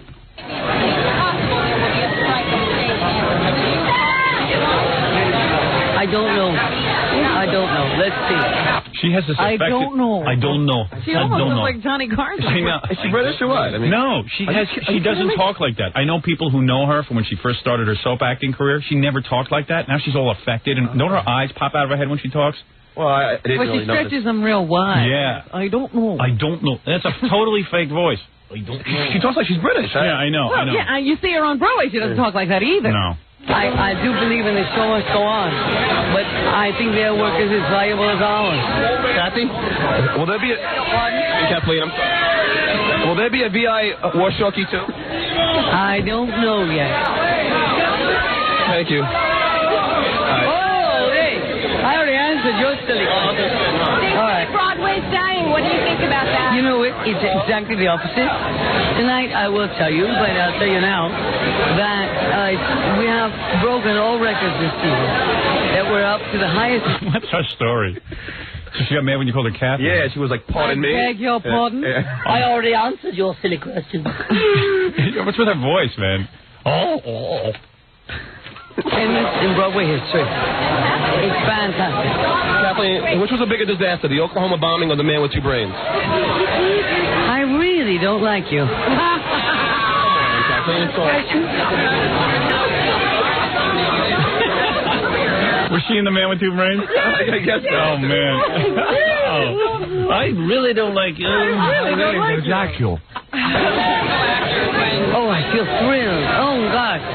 Are you kidding? Every nomination on this... So at least there's somebody asking nice questions. Yeah, so it's like... Yeah, you're tag teaming her. It's back and forth. Oh, no. On everyone. We are a tight, loving group, and it's terrific.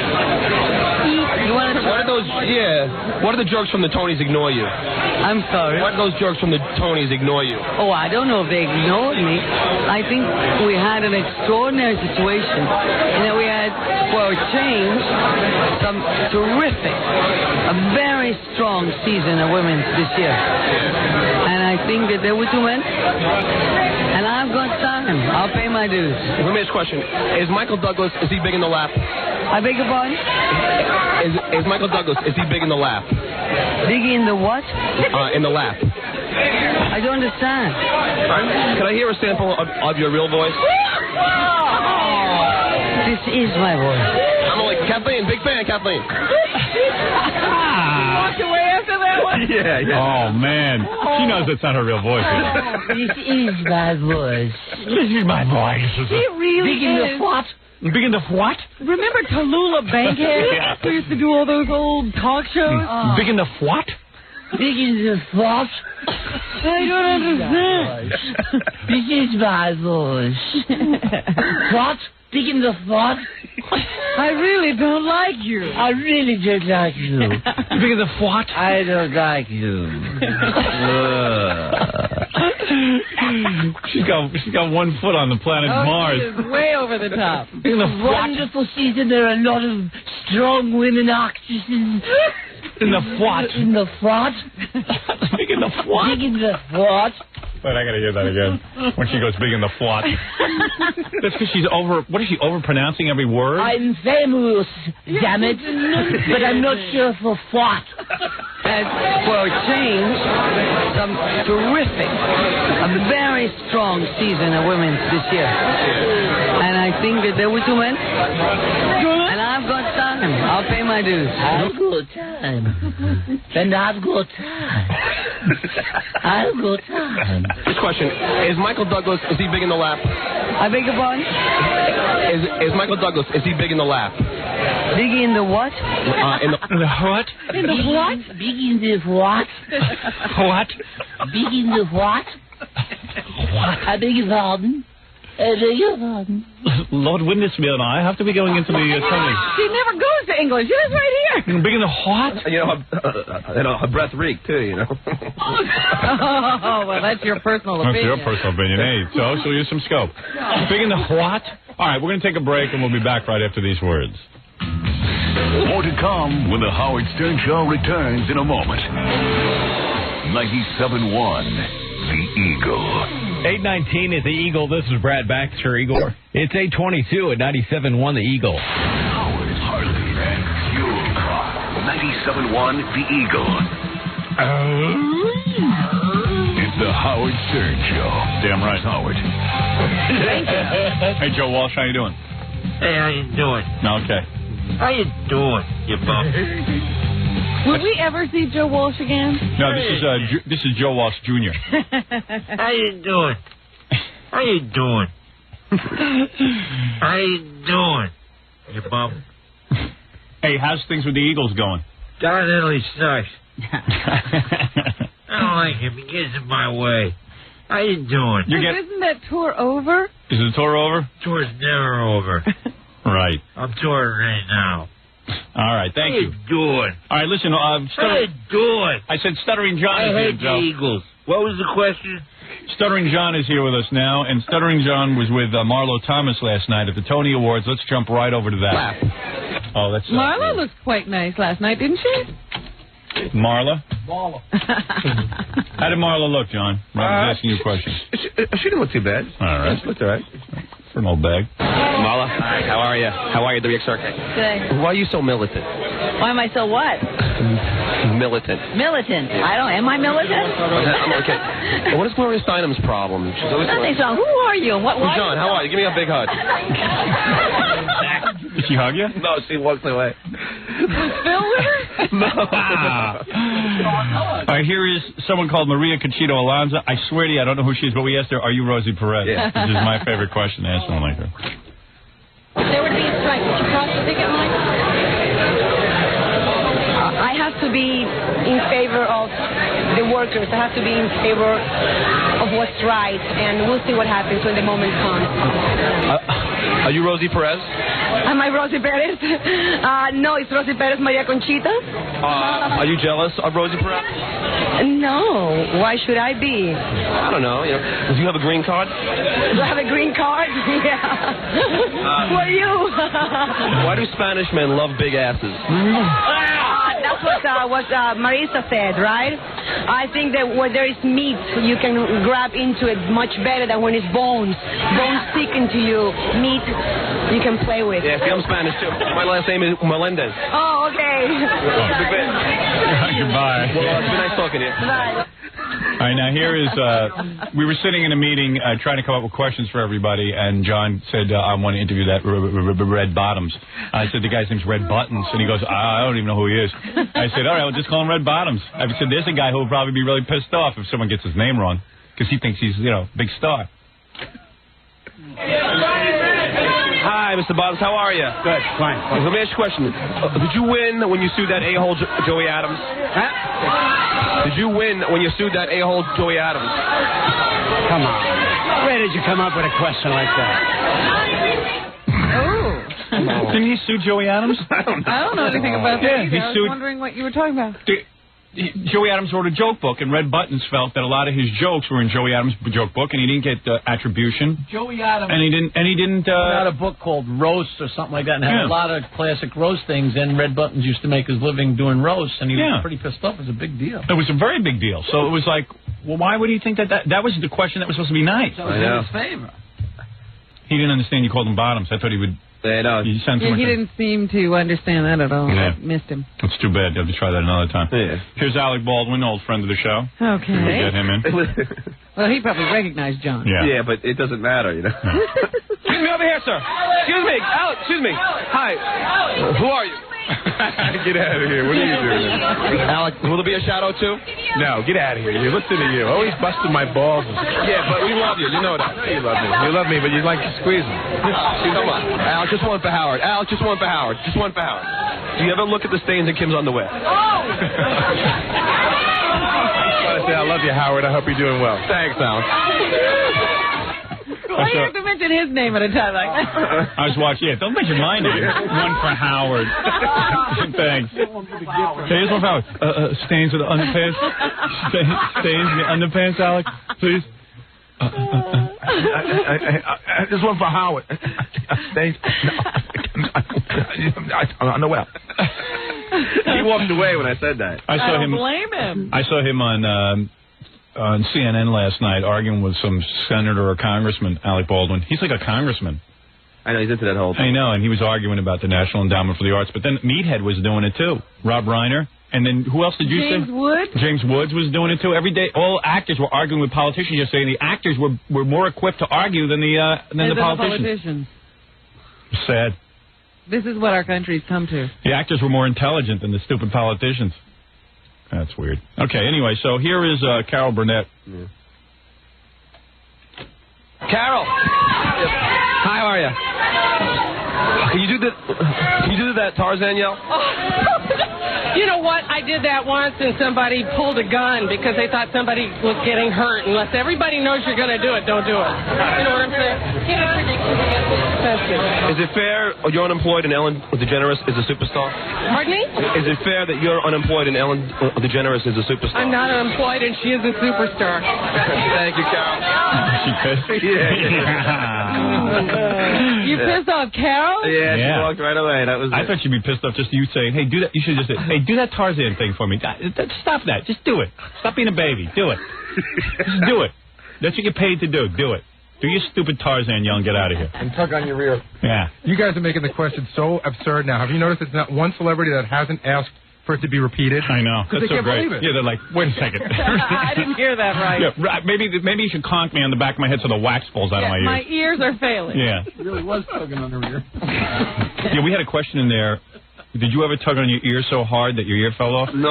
What was it? It was something better than that. It was should have asked her it. It was a really good one. It was like the. She used to tug on her ear for good luck. She always does. That's like a symbol. She always does that in front of the audience now. Yeah. It was, did you ever have an itchy ear and accidentally say hello to your mom? Yeah, but that's what it was. When she tugged on her ear, she was saying hi to her mother. Right, or grandmother or somebody. Yeah.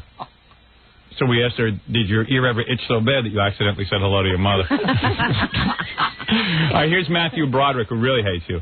Yeah, but he was in a rush. It's so hard to get these people to stay. How do you get them to come over? Because a lot of people are yelling. It does sound. I have a loud voice. It's like,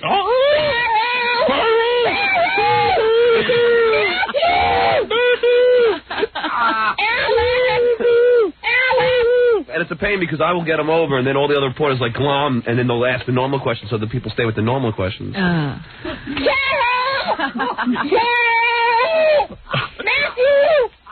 Alex! Alex! What a job.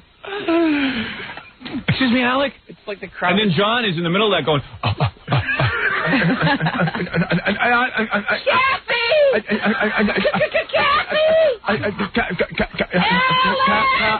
All right, let's get to Matthew Broderick. Over here. It's like the crowded hind teeth.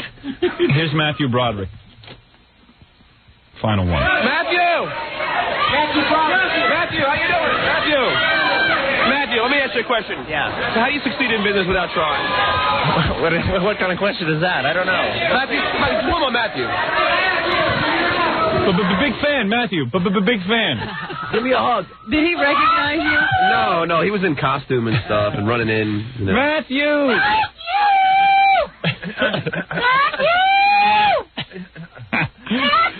Does that woman ever get anybody? Matthew! Yeah, right. Matthew Broderick. Matthew! Over here, Matthew! Matthew Broderick. What a job. Matthew Broderick. But you got to remember how there's 100 reporters there. I know. Everybody yelling, you know. I know, it's all at once. Well, good job again, Stuttering John. You were out with the celebrities, and you showed that you really know how to get the interviews. Yes, he does. Yes, he does. And we'll be back right after these words with your phone calls. We got a couple of minutes for phone calls right after this. You're listening to The Howard Stern Show. More after this. 97.1 The Eagle. 8:32 at The Eagle. This is Brad Baxter, Eagle Weather. It's 8:36 at 97.1 The Eagle. Call Howard on the Eagle's toll-free line, 1-800-54-STERN. We're back with The Howard Stern Show. All right, we're going to take a couple of phone calls. All right, now. See what's happening out there. We'll go to New York first. New York, you're on the air. Hello? Yes, you're on a car phone. No, I'm not in a car phone. I'm in my house. Well, do you live on the Long Island Expressway? No. I'm on a cordless phone. Well, that's worse. Don't call a radio show on a cordless phone, but go ahead. But I have my radio on. Maybe if I lower it. All right. Okay, how does that sound? Sounds terrific. Okay. Is this Howard? You have done everything wrong so far. You called on a cordless phone. You had your radio turned on, and then after talking to me for 20 minutes, you then asked, "Is this Howard?" So obviously, Howard. It's not even funny. I'm sorry, Howard. How many imbeciles sound like this? Okay. All right, listen. I wanted to find out about Stuttering John. When he goes on these interviews, does he carry a body? Does he have a bodyguard with him? No bodyguard. Well, I'd be willing to go with him so he could have a little, you know. He doesn't need a bodyguard. He's praying that he gets punched so he can sue one of these rich actors. Thank you. All right, San Diego, you're on the air. Hello? Yeah, we're hoping John gets hurt. Right, Robin? No, we don't want him to get hurt. Come on. No, come on. It'd be a great piece of tape. It would, but, that's just... Still weak or something. I'm working on that. Don't ever bring that up on the air, you dick. I'm already blowing a fit. You think you're tired. Wait till you see how tired I am from yelling.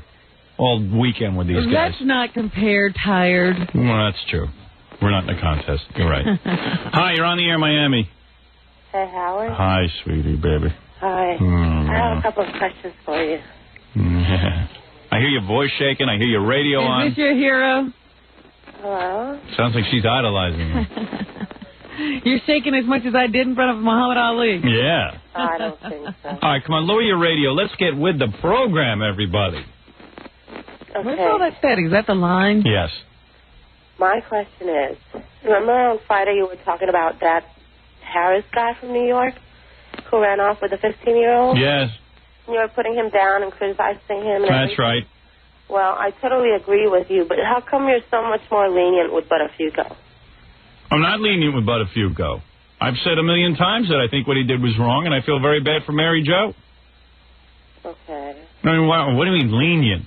I don't know. I just thought... I'm not lenient. I would interview But a Few Go. I would interview Harris, but I would not condone what I do. Okay. Well, my call. Okay. I don't think it's a good idea to sleep with a 15-year-old. Unless you can get away with it. Yeah, I mean, if you're absolutely airtight sure that you can get away with it, then it's fine. Look, I've seen some hot 15-year-olds. There's no question about it. You have to remember that they're 15. I'm a man. I get physically attracted, but I keep it in my pants.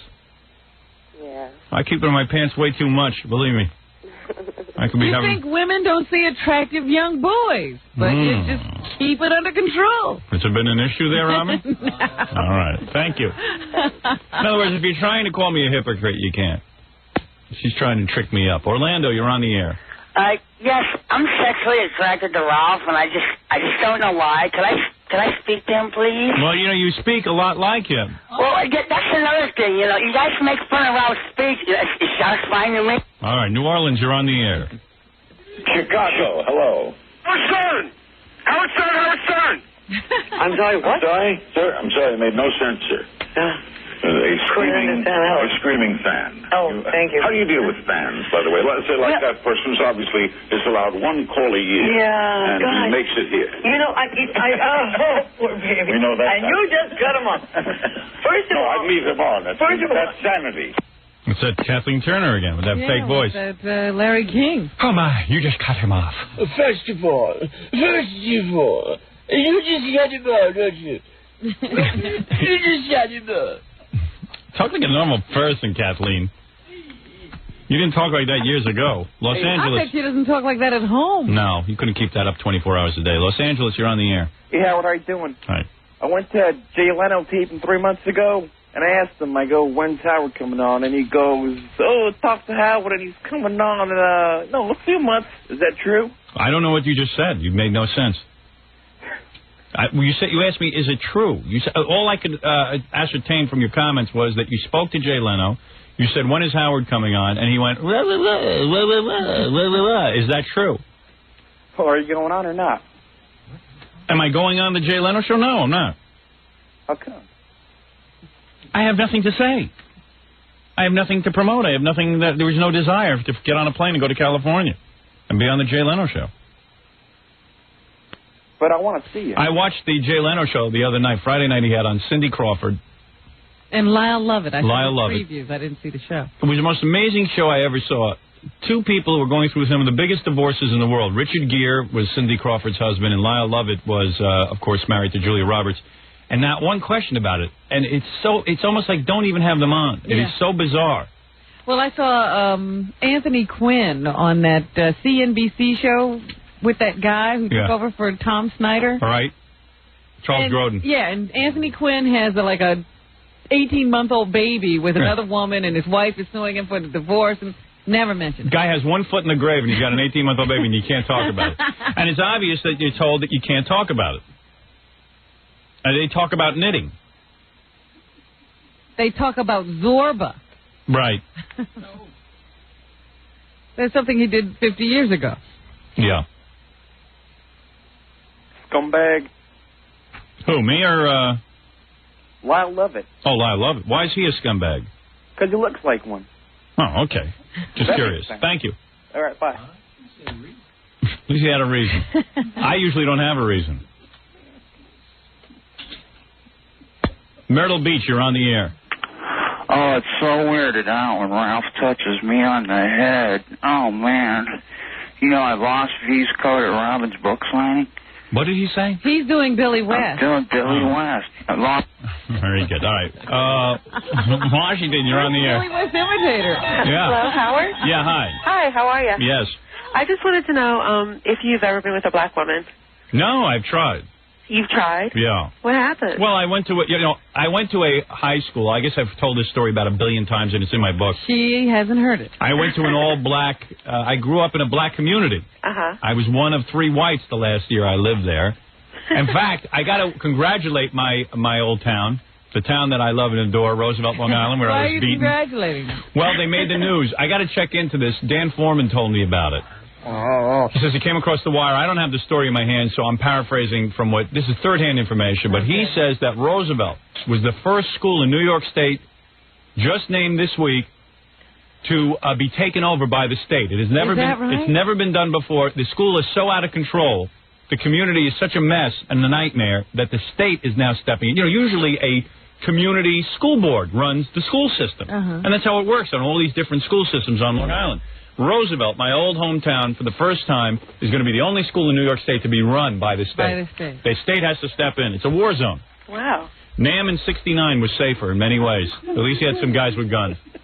Do you want to be with a black woman? Yes. You do? Yes. Why? I'd like to try it. What's so different? Like to be with any woman. Yeah, I mean, let's be honest. I mean, it doesn't have to be black. But, I mean... Not unusual. Are you black? Yes, I am. Are you busy this afternoon? No, not at all. And are you volunteering to be with me? Oh, yeah, definitely. I've had a dream about you, like, for the last 2 nights. Now, what was the dream? I get off on that. Now, what would you say the dream was? I don't know. By the way, are you very foxy looking? Oh, yeah. What do you look like? I'm about 5'3", 120 pounds. It's a little chunky for a little girl. No, not at all, like a size 6. And I'm a 38 triple D. Oh, you have very big chest. Very big chest. You sound like a little basket. You sound like Al Roker. Al Roker is a triple D. Are you serious? Yeah. Oh, I'm far from that, definitely. So you have a triple D and you're 5'3". Yeah. Wow. Are That's they firm? I mean, are they droopy? I don't know. Very firm. Really? So you would never have breast reduction? Well, I'm thinking about it because they're a little big for my size. And you're very, very good looking? Very, very good looking. Are you chocolatey dark or are you a light-skinned mulatto? Actually, I'm a light-skinned mulatto. Would you say you're octoroon? I'm sorry? Are you an octoroon? An octoroon? Yeah. No, I wouldn't. Why would she be an octoroon if she's a mulatto? Well, sometimes mulattoes don't know they're octoroon. Oh, I see. No. Are you a macaroon? Are you 1/8? Are you 1/8 black or are you half black? No, I'm fully black. I'm just very light skinned. Oh. I'm very. I resemble Paula Abdul a lot. Oh, you do, and you but have much prettier. Do you have afro hair? No. It's kind of in between. It's straight. Yeah. But it's a little kinky. It's a little kinky. I mean, I get a relaxer. Sort of on the wavy side. Are you sure you're good looking? You know, a lot of these girls who call and say they're good looking, then you see them and they're not. Well, they can be good looking on the phone. Everywhere I go, I get harassed. Oh, really? Yeah. By white guys? By both. By both races? Uh-huh. I see. So what does that tell you? It tells me that you're probably very good looking. Thank you. And what you are wear... you implying? That white guys don't go after dark-skinned black I know. Yeah. I'm not implying anything. I'm just trying to find out who goes after her. That's they all. come after me more than black guys. Don't read too much into it. I'm just asking. I didn't want to get a misconception going here. I ask when I don't understand. Now, on the shading scale, you would say you're closer to Halle Berry than you are Shaquille O'Neal, I'm right? lighter than Halle Berry. Oh, you're lighter than Yeah. Halle Berry. Well, let's much talk. prettier. You're like a big, what's that one? Vanessa Williams. Yes, exactly. And you say you're prettier than Halle Berry? Oh, yeah. Oh, well, then I have to sleep how with do you get there? So you just have a tan. Well, Halle Berry is half white, Of course. And that she keeps quiet. and I'm fully black. So. All right, now let me get this straight. You say you've had dreams about me, Oh, yeah. and you're very shapely. I'm very shapely. Very shapely. Can you wear a bikini? Oh, yeah. A thong. Either works. Really? Yeah. Your sweetness, world class. Lordy Lou. Lordy Lou. Hola macaroni. That's unbelievable. So do you live in the black community? No, I live in Virginia. I live in Manassas, Virginia. And do people mistake you for white? A lot of times they do. They probably think you're Italian, right? Yeah, or they ask me, are you half white or half black? I mean, what are you? Because Nobody's I sound sure. black. I Right. sound black, so. All right, then let's. Sort of like OJ's kids, I guess. Yeah, exactly. Like Somebody a Sydney. said over the weekend that OJ was once at a party and he said, if you see some white-looking kids around here, they're mine. Is that right? And you don't have a mustache, do you? No. All right. That's a turn off for me. Me too. I'm not into facial hair. No, I don't know what it is, Howard. I mean, for the last couple of nights, I'm serious. I've been dreaming about you. All right, now where do you mostly see me? Do you see me on TV or do you see me? I listen to you every single day on my way to work, and I see you on TV. I saw you the other night with Letterman? Pamela Anderson, and it was so funny. But every single day I listen to you. I see, and you've seen me on the book cover, so you've seen me around. You know what I Oh look God, like. yeah, I Right. love you. I think you're great. All right, so you're attracted to me physically. Oh, definitely. I'm your type. And mostly I'm attracted to your attitude. Right, exactly. Most women are. Now, if you had a choice, it would be my attitude, not my physical appearance. Well, a little bit of both. Okay, so let me hear the fantasy. What happens in these toys? I really can't remember it that well. Am I with your beauties? Those two beautiful, beautiful things on your chest? I just had a dream that I met you, Right. and Where that, did we meet? you fell and you thought I was just so beautiful, and Right. you just kept on talking about how beautiful I was. Right. We met at the station where you are. Yeah. Now, and- how do we end up in bed? You know my hang up with the wife and everything. How do we end up in the sack? Well, she doesn't have that hang up in her dream. I see. No, I can't remember. I wish I could have dreamt that, but And then no, what I happens? We make out, and then I push you up against the wall. And, I know you were. I don't know if I could say this on the air, but well, try to clean it up a little. well, Double entendre. you were kind of fondling my chest a little. Oh, fondling. Yeah. Well, you can say that. Fondling. And that was pretty much as far as it went. Did you wake up happy? I woke up very happy, and that's why I was like, I've got to get through to him. I would like to make it with you, to be honest. Are you serious? I'm very serious. What would your wife think of that? I wouldn't want her to know. I don't want her to think about it. I would like you to somehow... You never explored whether going outside your race would be cheating, huh? No, I don't think my wife would mind if I made it with a black person. Well, this would be great, because I've never been with a white man before. Yeah, my wife is a racist and believes that black people are less than human. So, therefore, which is fine. So, there I say, honey... There's no problem. Yeah, I mean, would you be mad if I made it with a chicken? So, what's the difference? I want Hershey kisses. There's a big difference. Let me tell you something, honey. If I got you alone, seriously, and you look half as good as you say, first thing I do is plant little kisses on your lips. Then I'd suck on your tongue like there's no tomorrow. I'd suck your tongue down my throat. And then we'd make out for a good 15, 20 minutes, and then I'd get down to the rest of you. Ooh. And then I'd do a lot of things to you. Wow. Yeah. I'd kiss your firm belly. And I'd do something that black men don't do. Are you teasing me, Artie? I'm not teasing you anything. I'd give you a hickey on your tongue. Oh, God. I'd suckle your tongue, and then I'd do something black men don't like to do. Have you been with black guys? Oh, yeah. I've never been with a white guy. Only black guys. Really? Yeah. So this would be very interesting. But I'd have to look you over. Oh, well, hey, that's not a problem. Would you like me to would you like for me to send you pictures? Yeah, send me some shots. Really? Yeah, what do you got? You got any nude shots? Yeah. I don't think I'd feel comfortable sending nude shots, but... Oh, I wouldn't show them to nobody. Are you serious? Oh, of course not. Hey. Okay. I would. That's between you and me, baby. Okay, I'll trust you on that one. I will. I'll send them today. Let me tell you something. I'm going to do something to you no black man would do. I'm going to leave for work. Old joke, cheap joke. You're a tease, Howard. I know. You're a tease. You would never cheat on your wife. You know what? Here's the only way it could happen. So let's say we have to go somewhere to discuss your career or something. Uh-huh. And all of a sudden we're in the room and you, like, rape me. You mug me. You know what I'm saying? Well, she'd have to tie you up. Yeah. You'd really have to not be able to get away. And I would protest, but meanwhile, I'd really want it. You follow? Yeah, you think that would turn you on? Yeah. The nose. Yeah. And put a rubber on me, too. Okay, yeah. I say that, too. Definitely. Just in case. No, but seriously? Yeah. You know, that way I won't be guilty. Then it'll be like, hey, this girl attacked me. You don't want to have Howard Stern's child? Yeah. But I wouldn't sue you or anything. I'd keep it quiet, be embarrassed because I was raped. But wouldn't it be funny if she raped you and got pregnant and then sued That you? would be very funny. No, but then I'd have to sue her for rape. I shouldn't really even tell you what to do because that's like cheat. Robin, you tell her what You she don't should have do. to tell me what to do. I know what to do. Right. Yeah, I should be out of this. Because I'm married, too. So. Oh, you are? Yeah. To a black guy? Yeah. And your husband knows about your fantasies? Yeah, I talk about Howard, all the time, and he gets kind of annoyed. Is he one of those big black angry guys?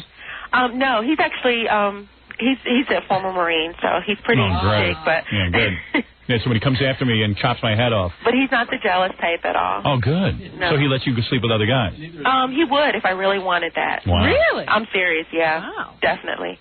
Wow. Rated man. And he's Yeah. a Marine, huh? Yeah, because, Good man. So your husband must fantasize about Fred if he's a Marine. I don't think so. Oh, you gay Marine. Yeah, Pepe, you go ahead and you sleep with whoever you want. No, I'm serious if I really wanted to. Is your husband real dark? No, he has Spanish in his family. Oh. So he's pretty light, too. I go over big with the Spanish. Does he look like Wesley Snipes or more No, like JJ no. from Good Times? JJ? Yeah, that kind of build. That guy I can whip his ass. You wouldn't worry about that. No, have you ever heard of the recording artist Christopher Williams? The recording artist? No. The black guy? He looks like him. Don't know him. You don't know him, Robin? No. No. Really? Probably would know the song if I heard it. Yeah. Yeah, we know the songs. We know the black songs. We just don't know the artist. So, when are you going to come down here so I can look you over? When am I going to come up? Yeah, so we can have our affair. Well, I'm going to send you pictures first. And All right, if you send me like the what you picture. Can you see- overnight those so I can get them tomorrow? Seriously? Yeah, I'm I being will. serious. I'll overnight them. Will you be in bikinis and thongs? Are you going to get them or? No, we address them to me, to my attention And overnight. put personal for Howard's eyes only. Yeah. Okay. All right. Okay. And believe me, you can just come up here. I trust you that you're good looking. Well, it's kind of not as easy as it sounds. I can't come up right away. All right, so but get me the pictures and overnight. if I can meet you personally, Yes. then I will make a special trip. Of course. For that. You got kids? No. Good. No. Your body's nice and tight. Yeah, and I'm 26. No, that's perfect. Yeah. Well, you sound good to me. I wouldn't mind you being my first black woman. Okay. All right. Well, hey, I'll send you the pictures, and then we'll make arrangements from there. And I will be so I'm nude. dying to meet you. I will be so nude. How are you going to get that when Now, you're Howard. supposed to be being raped? No, when I'm raped, I'll be so I nude. need to know a little bit about your body. Go ahead, baby. I need to know your measurements. Well, I'll tell you what you've seen me on the book cover. And, Robin, you saw me with my shirt off today. Yeah, he's looking pretty good. I'm looking good. Are you tight? Are you firm? I'm so firm. Lean? I'm so lean. Okay. I'm so lean and firm. Do you work out every day? Yes. Are you serious? Of course. Really? That's why I can hardly walk. Why he got off his bike yesterday. That's right. Fell off my bike just yesterday. Oh, that sounds good. Yeah, baby. I'm gonna lick you all over. What are you going to do to him? I'm gonna massage your buttocks. How can you be raped and do all this? Well, first of all, what I would do is I would take his shoes off, and I would play with his toes, and plant little baby kisses all over his little feet. I have really nice feet, right, Robin? Yeah, his feet are pretty. I have really pretty feet. God gave me pretty hands. God gave me pretty hands and feet. As long as they don't smell. No. Okay. He's clean. I'm very clean, very hygienic. And then I would work my way up, slowly but surely. Oh, baby, Shirley. Are you Give going me to stop Shirley. in some strategic places along the way? I believe so. I think this is John Sim. You know what I would do if my hands were free? What? I'd hit you over the head with a shovel so you're unconscious. And I punch you in the belly. Oh, that's not. Yeah, get you to move a little That's bit. why you have to tie him up. Yeah. Yeah. Then I'd cut you from ear to ear. Are you into handcuffs? I would love to. Yes, I am. Okay, that's what we'll use. You better send me those pictures. Get them here overnight. I will. I promise.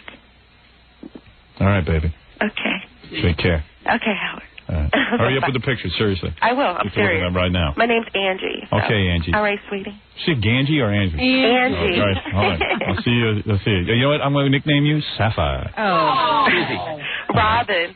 Kizzy. Robin. Yes. Are you going to come out with anything if Howard decides not to stay on the air? Are you going to do your own shows eventually, or? She's looking to break away. She tried this morning. That's what I was doing. I was Yeah. out there taking a meeting. She tried. If you heard us about 6 o'clock this morning, she tried to break away, but she couldn't. She came back in. What do you want to do? She wants to have her own show. Her hero is this Jerry Springer. Oh my God. Yeah, she wants to be the female Jerry Springer. Uh-oh. All right. Okay. Actually, Robin, I've been pitching her for years to go do her own show. I've been trying to be the producer of it. It's called Robin's Sex Parlor. And she just comes out in different nighties and stuff.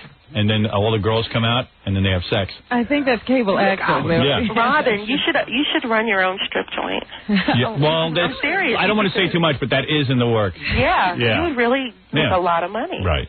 You're calling in a little late. That's ideas already been thrown around. I see. Okay. Yeah. But if I do run out of ideas, I'll have to call you. No, but in all seriousness, Robin would take a show of her own. Well, She would. Robin, I see that now. She's ready. If you see my pictures. Don't you think that'll exhaust you, though? I'm serious. If you took a show of your own. Along with this show? Along with this show, I'm saying. That would exhaust be a you. question, wouldn't right. it? As long as it doesn't include travel, I might be able to do it. You can do it from your apartment. It's the travel that's killing me. You know what would be great? I am not a good flyer. Did you know that? No, I didn't know that. I'm a terrible flyer. If you got your own show, the whole theme of the show would start late every day, 15 minutes late minimally, and people would sit and wait for it. Show. The late show. For 15 minutes, Yeah. it'd be blank. And there'll be lots of time to pee and get food before it starts. All right, listen, baby, you send me those pictures. I will. And I'm looking forward to having sex with a black. I haven't had sex with a different woman in 20 years, so I'm ready. Are you serious? You might You're just a explode, teaser. Howard. What? You're just a teaser, Howard. No, I'm not, baby. With You you, would really go through with this if you came up here, huh? Do you believe that, Robin? No, I don't know. well, send me the pictures. Let's see the pictures before we start talking. All right, I'm very gonna good. FedEx them. And I'm no tease. All right. Thank you, my sweet. Okay. All right, bye-bye. Bye-bye. That's one horny black woman. Hey, we didn't find out if she's satisfied by her husband. Maybe that's the problem. What would you judge from that phone call? Yeah. She's very frustrated. Oh, boy. My wife and I celebrated our Was wedding it an anniversary? Yeah, June 4th was our 17th anniversary. Wow. Yeah. You're getting up there. Been with her 21 years So now. what did you do? I hung out with Ratso all night. Oh. I went out with him. We were over at my parents' house.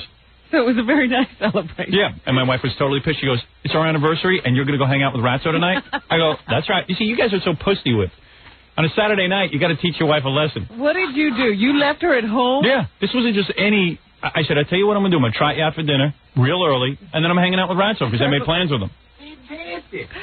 So Ratso goes, isn't Allison going to hate me that you're dating me on your anniversary night? I go, yeah, but that'll keep her in line. Did you and Ratso get real romantic to commemorate? We had a beautiful night together. We got really close, yeah. Yeah, it was great. We had a 17-minute fight to go along with our 17 years of marriage. Hurricane Allison. Yeah, it happens. Hey, I'll tell you something, man. I've been teaching my wife a lesson every Saturday night. She used to make me go to her friends' homes and have, like, now we don't go anywhere. Well, yeah, I know you cut that out. You Yep. stopped her from having you get together with other couples and all that. I said to her, I said, you know what, Allison, keep complaining, and this weekend I'm going to play cards on Saturday night. So this is what you do. The more she complains, Yeah. the more you ignore. That's why I'm punishing her this Saturday night. Who wants to play cards Saturday night? She complained way too long. Bet you none of you guys have the balls to play cards on a Saturday night. She's got to start cracking the whip. I'll crack nothing. I don't listen to anybody anymore. I've changed man. You don't understand. It's not just about listening. I don't care. I had a fun time. Ratso and I hung out. We drove around. We were like... You didn't get your wife a present? Nope. I'm not starting that. No gifts. How she let you get away with that? You do remember the date. You got up in the morning to, oh, honey. No. I gave her sex. 17th anniversary. I gave her sex the day before, just so she wouldn't expect it on Sunday. Hey, who wants to play cards Saturday night? Anybody? I got to teach my wife a lesson. You are amazing. You say she's not into you. Listen to how you speak. I gave her sex the day before so she wouldn't expect it another day. It's all one big game playing at this point. But you'd think that you would want it on the next day. Nah, I don't want it. I don't need Amazing. it. I got to teach her not to expect it too often. Ration it out. Like a hungry rabbit. Got to make her hunger for it. You get a little today. Keep the marriage alive. All right. Hey. You know what they're saying about this Bridges of Madison County? What? That it's going to rekindle these middle-aged marriages. So you'll probably get dragged out to that. Yeah, not me. I'm playing cards. I don't want anything to rock the boat. I don't need to come home from a movie and my wife go, why don't we get romantic like that? I don't want that. I'm in a different stage. Oh, there were all kinds of scenes with Meryl Streep and Clint Eastwood in a bathtub. And... I know guys who've been married 20, 30 years. LSD wouldn't rekindle that relationship. Rocket ship. Yeah. Rocket fuel. Baby, I'm completely hallucinating here. I don't even know if you're in the room. Pass to the Quaaludes. All right. What is it? You want to talk to Dominic? He's on the phone. He wants to play cards. Oh, good. There's the guy who was in pussy whip. Right there. Hey, Dominic. Definite. You on for Saturday night? Without a doubt. Herb hasn't spoken to me in 2 weeks. I'm thrilled. Everybody else is pussy whipped around here. I don't think I see any other players. Why is Irma not speaking to him? He says she hasn't spoken to him in 2 weeks. Not even a word. Well, if you were married to Dominic, would you talk to him? Anybody else want to play? Jackie Pussy? Maybe. Yeah, maybe. And then he never shows up. Yeah. Don't you start, Robin. Ralph, you want to play? It is a man. Ralph, you want to play? Yeah, definitely. No one to answer to. There's 3. I'm set. Billy, you play cards? Now, Billy's the king of the pussies. He's got to bring his wife to the card game. Oh, forget it. Yeah, Billy can't go. Jackie's not playing? No, Jackie's got to check. My wife is actually working. Is she really? So why don't you play? Come on, Let's have some fun. How about Robin plays in one game? I don't know how to play cards. I have no desire. That doesn't stop Ralph. I'm out of town anyway. I wish. Are you doing another signing? No, I don't have a signing. Thank God. I don't need a...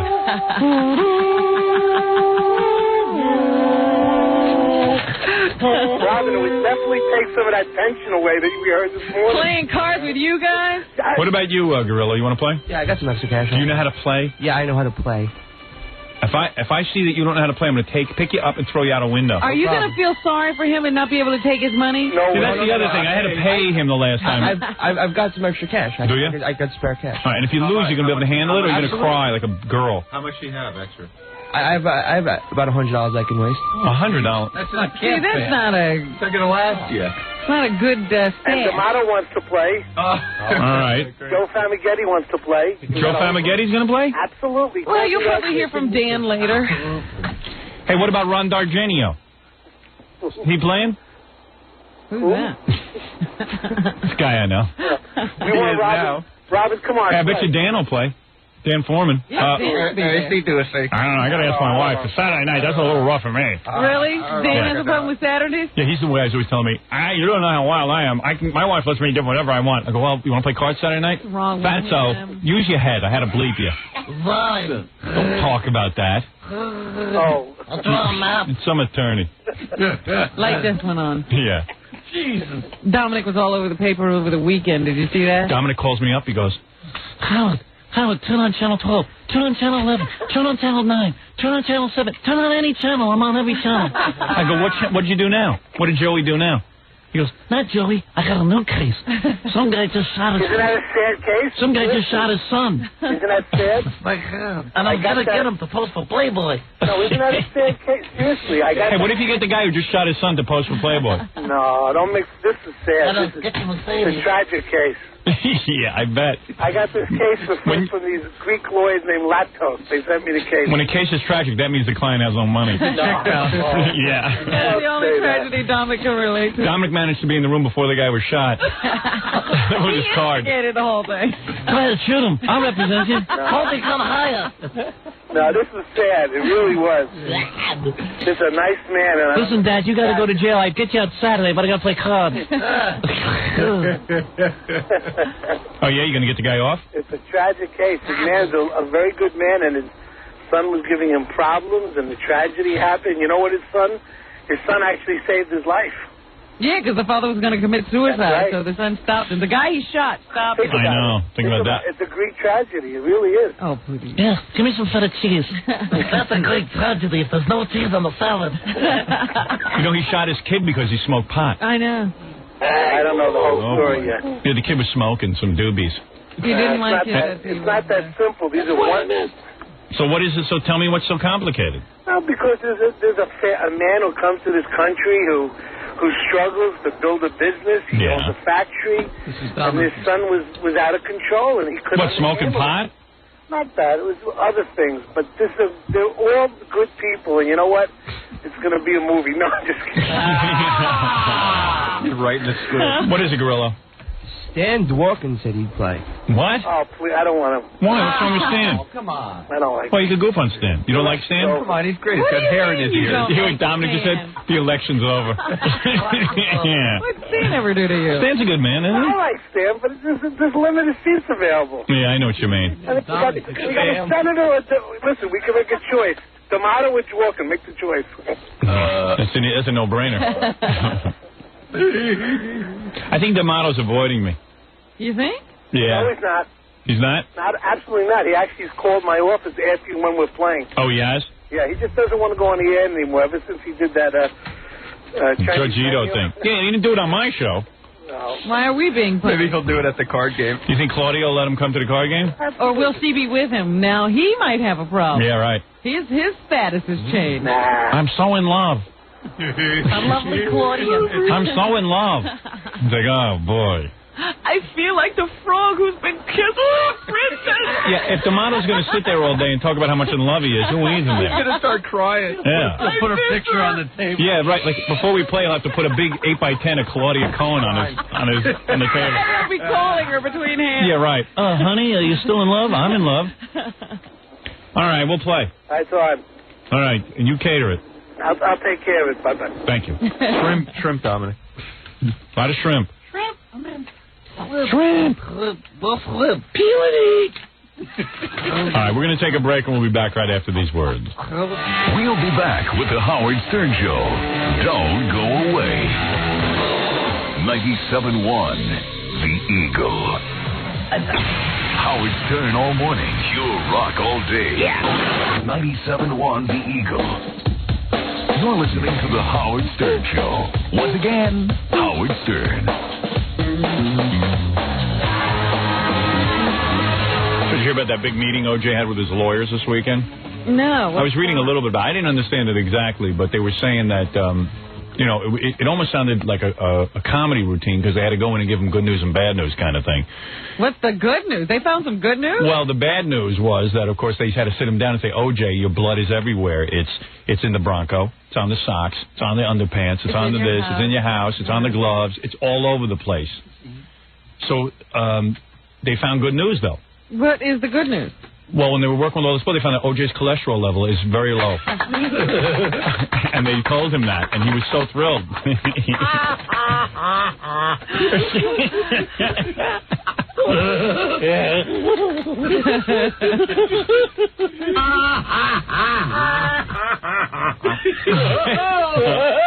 Well, that must have made him real happy. Yeah, that made him really happy. All right. Hey, that's a good one. That's from Rory, my manager. Yeah, Jackie went out and got himself a manager. What is this all about now? What is Jackie doing? Zooming. I don't know. I said to Jackie, you got a manager, I got it all figured out. You probably wouldn't sign with the guy. It was probably a big argument because Jackie doesn't want to give 10%. He never likes to see any of his money go away. So Jackie probably said, look, Rory, if you get me some work, I'll give you 10%. But anything that I book on my own, you get 1.2%. Yeah. Anything I book on my own, you still don't get because I earn He doesn't that. get any of that. Yeah, I don't need you. The stuff that's already in place, the stuff that he's doing now. Yeah. So Rory is there to develop new stuff. God only knows what Rory... You get me a TV show, fine. Then you'll get your pound of flesh. But I'm not going to give you... I could book my own club dates. Nancy does that. That Rory must be in great shape. Rory gets nothing on my joke tapes. Nothing. I mean, because most managers, the way they work it is, look, you're hiring them, they're working, they got to be paid a salary. So they say, look, starting from today, I get 10% of everything you make. Work and still work. I'm up there busting my balls. Hey, Rory. So you don't have to pay Rory your radio salary, do you? I'm not at liberty to discuss it. Oh. Because one of the conditions of Rory not being paid is Jackie not talking about it. Yeah. It's a no-disclosure contract. I drive myself to my gig, so drop dead. Now, can't a manager take a lot more? Yeah, they can take up to 25%, but that ain't going to happen. They can take 50%. Right. Really? They can take whatever percentage they want. Wow. It's up to, if you're a sucker, you give it to them. Yeah. Right, Jackie, old boy? Yeah, that's right, old boy. No one's going to pull this guy. Jackie Puppy, how much percentage you giving Rory? 80%. But you don't care. It's made out of wood. So's mine. But Jackie, in other words, if Rory got you a TV show, he could get his percentage. Yeah, he could go to hell in a handbasket. Right, but he doesn't take it out of your club dates. Nothing until I'm a superstar. No, come on. He doesn't get anything from your club dates, does he? I'm not telling you. I know, but I know I'm right. Am I not right? Has he taken over that portion of your management? Full control. He is at the throttle. No, sir. I'm being serious. Yeah, I'm not discussing. Is he in charge of your club dates? Like, I'll tell you what my deal with my agent. If somebody calls me for a club date, they call him, yes. Oh, they do? Yeah. So then he does get paid? Yes. But couldn't you book that on your... Doesn't Nancy do all that? And Nancy hasn't done that in 7 years. And but who's been booking them? You? Yeah. Well, what is Nancy's part of the business, then? She's not really doing that anymore. She's now on her own. She's now doing her own thing. Because I keep hearing about... You know, the computer had to be sent over there because Nancy had work to do. She organizes, in all seriousness, I've been over to Jokeland, so I can tell you. Right. She organizes the joke tapes and makes sure that they're in the right place in the basement. Oh. Yeah. That's a major step down graphic from artist. her. She works on a computer. Right. She's a graphic artist. Singer and a songwriter and has she doesn't work for anybody but Jackie as a graphic artist, though. She basically does his little flyers. Yes. And the little drawing of Jackie smiling. Right. Yeah. And designs all of his, I guess, tape covers and Jackie so far has been very happy, hasn't fired her. CD covers and does the catalog, I'm sure. Right. Oh, yeah. Puts together those T-shirts. And but she doesn't work for a graphic arts company. I mean, she just works for you. Right. Let's make that clear. When you say she's a graphic artist, that's because you call her one. But this is like a major step down from her original duties. Well, you can choose to see it that way. She had to relax some of her duties because she has her own blossoming career. I see. Yeah, as a recording artist and actress. What? I just relaxed some of my duties. Hey, relax your duty, Jackie Puppet. So Jackie, so Jackie got this manager, but she handles all the business of Off Our Rockers and pays the bills and does all that. I cracked the whip. She is the president of Off Our Rockers? I trained her like good to give her Williams Tames Tigers. What would be her title? My wife, my partner. Ship those tapes and give me a Hummer. Well, is it a corporation? Don't you have officers in a corporation? Yeah, no, Jackie is chairman of the board, and then she is the president. Is the president? She's like my Sherry. Well, then she doesn't have any title. She's out of the house. So wait a second. I haven't seen her in 6 months. You're telling me that when you got this manager, because now I'm being serious, you can book you're fully capable of negotiating your own price for this. I still see him on the phone just as much as he always was. Yeah. Yeah, you know how people will talk on the phone. You know how weird that is. But that's when you were doing business, I thought. Yeah, you don't have... contrary to popular belief, I do have a few friends, and I do make a few phone calls. No, but Jack, I don't understand. I'm really trying to be serious. I know you are. The manager now will, let's say you're playing Club Benet. He will talk to Club Benet. You mean June 24th? Yeah, okay, fine. How'd that happen? If they called my office, Eileen would tell them, please call Rory Rosegarten. Right, and Rory will negotiate your fee. And he will take the ball from there. Right. And have you found that your fee has increased since Rory took over? No, that son of a bitch. No, seriously. I mean, and what else does Rory do? Like, does he make sure you have water there? I mean, like, does he go with you to the gig? No brown M&Ms. He doesn't go with you to the gig. I want the door. Occasionally. No? I want the door, and I'll count the heads, you bastards, so watch it. Watch it, Dad. I understand, but he doesn't get part of your radio salary because that's something you already had, right? I'm not discussing that. Ow! That means he doesn't. What about the rest of the stuff, like when he sells tapes No, Rory... You got to understand something, Rory. No dice. I built that up on my own. That's an outside business. You have nothing to do with it. You get none of the T-shirts. I mean, you're looking at a bonanza. All the other pies you can stick your fingers in. Those are already baked. They're mine. Radio contract I had to go through hell for. Different pies. You negotiate a new contract, that's one thing. But that's something I do. Yeah, there's no sweat equity here. Well, how did that all come about? Because Jackie had been... I'm a hot item, Robin. And No. You have been avoiding this kind of representation for years. I'm not saying people wouldn't represent you. Not necessarily avoid. What made you change? I'm not sure. Right. It seemed like a good idea at the time. He got me on the watcher, and I'm still trying to get even. He didn't get you on there. They called. All right, very good. He's a good guy. Oh. This is a surprise. When did this happen? You can imagine. I don't know. I just heard about it, but through the grapevine. Because Jackie would never tell us. But you could imagine the negotiation. I wonder, did Rory approach Jackie? I don't know. You'll never know. Why? Well, don't tell him. Did Rory ask you, or did you ask Rory? I don't even remember. Oh, yes, you did. We discussed it for years. I've known him for about 10 years. And Jackie had some lawyer for a while. He did? Yeah. Now you don't need I have a lawyer. Oh, you still have the lawyer? Yeah. So you have a whole management team. You have a lawyer and. I'm trying to play the game a little bit, right. as odd as that is in this situation. No, Jackie, you have really been avoiding. I'm going to leave the room if you don't take it easy. All I'm doing is asking questions. All we did was ask you why you were late, and you walked everybody out crying. You want to pry into my goddamn contract, my life, my wife, my manager. We asked you why you were late, and you ran out crying. Right. It happened to be a special day. That's all. Every other day, I'm right here hanging in with you. You had to sign 3 autographs over the whole weekend. Right. Yeah. My life. Your freaking life. I'm simply asking you questions. You have. That's my job. He says he can't take it. I'm here to do my job. He feels you're too rough on him. I don't care. He can walk out then. Walk in his shoes, really. Those are shoes you don't even want to get your feet in the air. You wouldn't even have toenails. That's right. You can't get into those shoes. All right, maybe Jackie has been feeling a little pressure lately. I'm kidding. Ask all you want. I was just trying to break her balls a little bit because it's so much fun. All right. That's all. The wicked witch is melting. Yeah, right. I'll be back tomorrow. As soon as I get some sleep, I'll be back. Full force. Rory told me to attack you. Does he advise you on participation in the show? That's the only thing he's advised me. He says, F with Robin, all you can. Turn the tables on her, buddy. All right, let's Robin, let's get to the news. Obviously, Jackie has got a little temperamental over there. I guess so. Can't talk to, you never talk to anybody. Talk to him about that no representation situation. I told you everything you need to know. Sorry? I told you everything. Yeah. Oh, no, you haven't. But I'll finally find out. We'll let it go. It'll happen. All right, let's get to the... Let's get to the news. And at some point I want to talk about Larry King, but somewhere within the newscast. You know what? I gave you that article. Why can't you talk about it now? Well, I was thinking maybe there's some more important stories. Well, there are, but still, before we start the news, why don't you do that? Well... Believe it or not, no, I'm actually, please don't make fun of me. I had a very bad weekend, no kidding around now. I'm a little tired too, you know what I mean? I don't mean to, do you need another copy? No, I got it right here.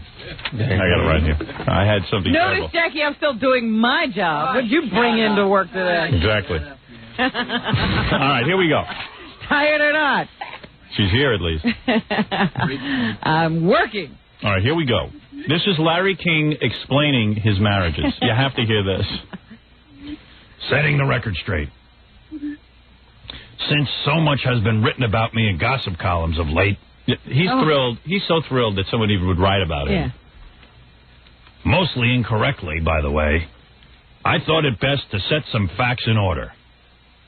He's going to set the record straight now. In other words, he is going to set the record straight because people have gotten everything wrong. He's got to clear up all these misconceptions about him.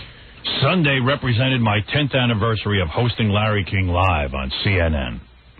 And I've passed the 38-year mark in radio and television. So allow me a moment or two. Well, allow him. Who's going to stop him? He's got a moment every week. He has a moment anytime he wants it.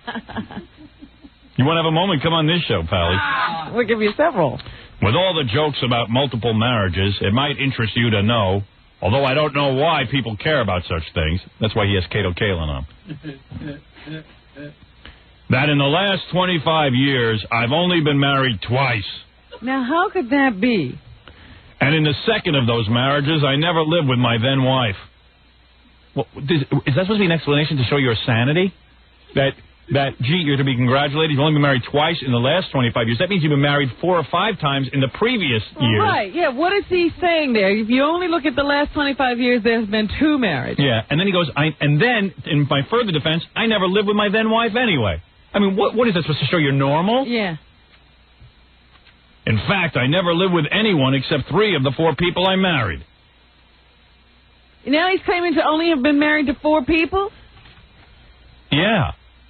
He married one of them twice. We know that. But he says in the last 25 years he's only been married twice. Yeah. So he's saying there was at least 2 before. Right. And also what he's saying is that a lot of these are technicalities, these so-called marriages. Like he proposed and they got engaged, but then they break up after. He's been engaged like 900 times. So if this is a column to show you that Larry King is a regular Joe. The penthouse pet that he married twice, or playmate, or whatever she was. Yeah. The playmate he married twice.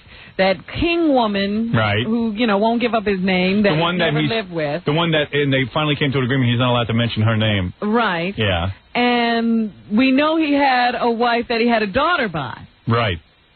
That's the Playboy daughter. That's the Playboy playmate. 3, 4 marriages that we know of. Yeah. Why can't anyone get the once and final scoop on this? And then he goes on to say that, of course, the girl he's dating now has not secretly tape recorded him and released it to the tabloids. But what is that also about? He's only lived with who? I've only been married twice in the last 25 years. In the second of those marriages, I never lived with my then wife. In fact, I've never lived with anyone except 3 of the 4 people I married. That's the same thing. Yeah. And this is supposed to show how normal he is. I've never lived with anyone except the 3 of the 4 people I married. Yeah. Congratulations. He's amazing. Yeah. Everybody's mistaken him in the press. Right. And he doesn't understand why this is weird. Why would somebody care about any of this? Because it's fascinating. Yeah. I mean, this is just totally bizarre behavior from an obviously unstable person. And he wouldn't ask Zsa Zsa Gabor about her 8 marriages. No. All right. I mean, there's nothing stable about any of those comments. He's amazing. I don't know what the technical ruling is on stability, but from my viewpoint, this is just my opinion, that doesn't show any kind of stability. To get engaged, and what about all the engagements? Yeah, he's engaged every other week. I'm in love with love. I watched that special on A&E. I'm in love with love. I love romance. I love the chase. Look at this guy. This guy should be lucky to get a date. I love the chase. I got to bring you this thing, and I was looking at a magazine this weekend, and on the back page, they did a question and answer thing with Larry King about what's your favorite piece of clothing and all that stuff. I'm bringing in, you'll get a real hoot out of that, too. I love flowers. Braces. Oh, yeah, that was the other thing on A&E. He opens up his closet to show his braces. Yeah. I mean, they're suspenders, but I've been wearing braces for 7 years now. Shirts and ties and braces, you can never have enough. Right. And then he opens up this closet of hideous clothing, of hideous, big, thick braces. That disgusting body of his and that face. And he's dressed up with no place to go. My greatest fear is dying. I saw no lights, no angels, nothing. I'm no Robert Redford, but the women do seem to like me. Oh, boy. I got something.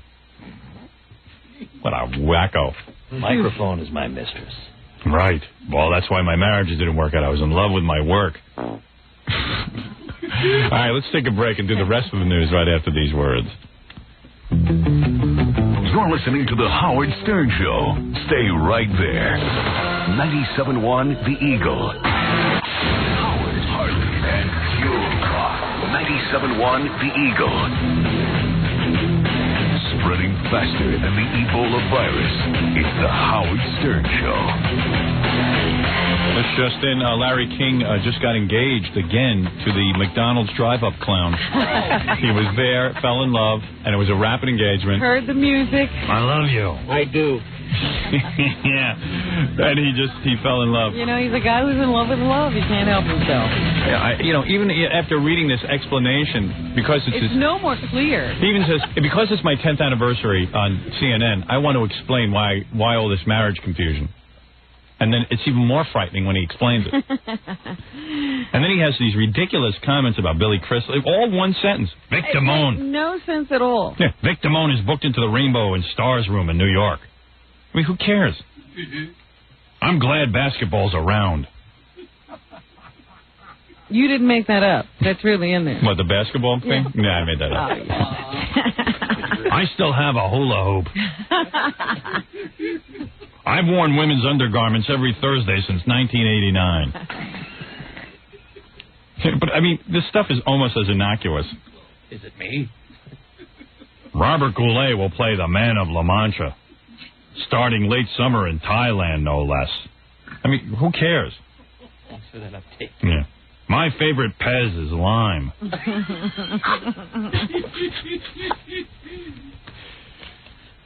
Feeding pets is something you have to do if you have pets. You know, like stuff you don't need to know.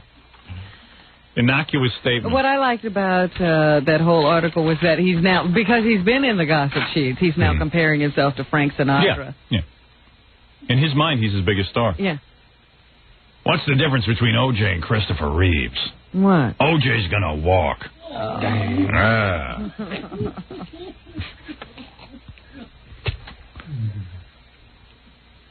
A monkey could type something more meaningful than Larry King's column. By accident. Yeah. Jackie Puppet could write a better column.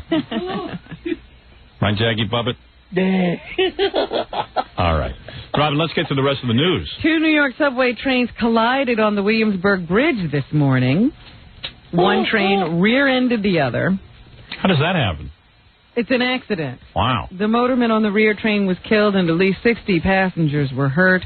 Rescuing the passengers from the trains was tricky as people had to be lowered down from the raised train tracks to the bridge roadway about 5 feet below. So that must have been an exciting and interesting morning for everybody. Yeah. Another fun day in New York. In Florida, they're watching Hurricane Allison. Yes, 2 L's. The first hurricane of this season. The eye of the hurricane is edging closer to the Florida Panhandle and could reach there sometime later today. They say that it should be considerably weakened once it reaches land. But here is Governor Lawton Chiles of Whoa. He certainly is. Talking about Allison. You better give me a number. That would be number 4. Okay, wow. Yeah, you got a mountain of cards. No wonder you're tired. Look at the amount of tape you pulled. Hey, mackerel. Well, that's what I did while I was sitting around. Really? Look at that. In the other room. All right, here's Governor Childs from what, Florida? Yeah. Allison could be upgraded to a Category 2 storm, meaning it could have sustained winds ranging from the 90s to 110 miles an hour. This is a dangerous storm, and it's getting stronger. You can upgrade that to a 3 storm when I tell her I'm playing cards Saturday night. No, I got to tell her. Well, it's headed right towards some place called Apalachicola. Yeah, I used to live there. I did radio there for a while. Is that right? Oh, yeah. In Florida. So they've been telling people to evacuate the area, and thousands have. A bunch of other people like to stay and just see if they can ride it out. Rory booked me there. Good night, Apalachicola. You've been a great audience. You guys have been great. So they're worried about the storm hitting at the same time as high tide, causing the low-lying flooding that could be a problem to everybody. How you doing? Tides are reported to be about 6 feet above normal. So. Wow. That doesn't scare me. I'm 6'5". They could go even higher, though. Onkalakawacha. That's an Indian word, I believe, isn't it? I would hope. I think that means we're so stupid we're going to live here even though there are hurricanes and high waters. No. Oh. The Indians used to move around. They wouldn't be there at this time of the year. Opalakalula. I like those people when you see them on the news like, hey, we ain't moving for nothing. But the authorities told you to leave. You're going to die. I don't care. I'm going to go leave my house. We've been through a lot of storms down here. It happens all the time. And don't you white people worry. But you're white people, too. Well, we're not regular white people. We're barely white people. We don't know what we are. Pinocchio white people. Right. Barely white people. Is this the Montel Williams show? Latest person to take the stand in the O.J. Simpson trial is the chief medical examiner of the L.A. County Coroner's Office. Well, that guy? And when he took the stand on Friday, he had to spell out his name. Here it is. The coroner and chief medical examiner of L.A. County. Wow. That's number... Now, is that usual that someone would have to spell out their name? My name is Dr. Lakshmanan Satyavagiswaran. Well, man, I'm out of the country. That's an eye chart. Oh, man. My name is Dr. Slopklavan. And you think after he takes the pause, it's over. Did you hear that? It's just getting more now. Court reporter fainted. Now what do I do? L-A-K-S-H-M-A-N-A. What letters are you going to leave out? N. And the last name is S-A. T as in Thomas. H-Y-A. Hedge. That's a new letter. G-I-S. He's a doctor? Yes, he's the chief medical examiner. A-R. And still spell it. You got a problem. You know what he reminds me of? That guy in Superman, Mr. McSixaplex. You can't pronounce his name. That's really good. I like how he pauses and you think it's over. Wait, I got to get that again. No, he's just giving you time to catch up. My name is blah, blah, blah, blah, blah, blah, blah. I love that guy. Blah, blah, blah, blah, blah, blah, blah, blah, blah, blah. Do that My name is Dr. Lakshmanan Satyavagishwaran. The first name goes as follows. L-A-K. His diploma must be 3 feet wide. The street sign. S-H-M-A-N-A. How can you have M-N-A? There's no pronunciation for that. H-A-M-A-N-A-B-A. S-A. T as in Thomas. H-Y-A-V-A-G-I-S-W-A-R-A-N. This is like a clue on the Wheel of Fortune. You know what? When you were out of the room, you probably made that up and put your voice to a special machine. That's not a real tape. 16 letters in the last name alone. A-B-Q-M-A-H-G-O-M-D. And I heard he shortened it for show business. My name is Dr. Lakshmanan Satyavagishwaran. The first name goes as follows.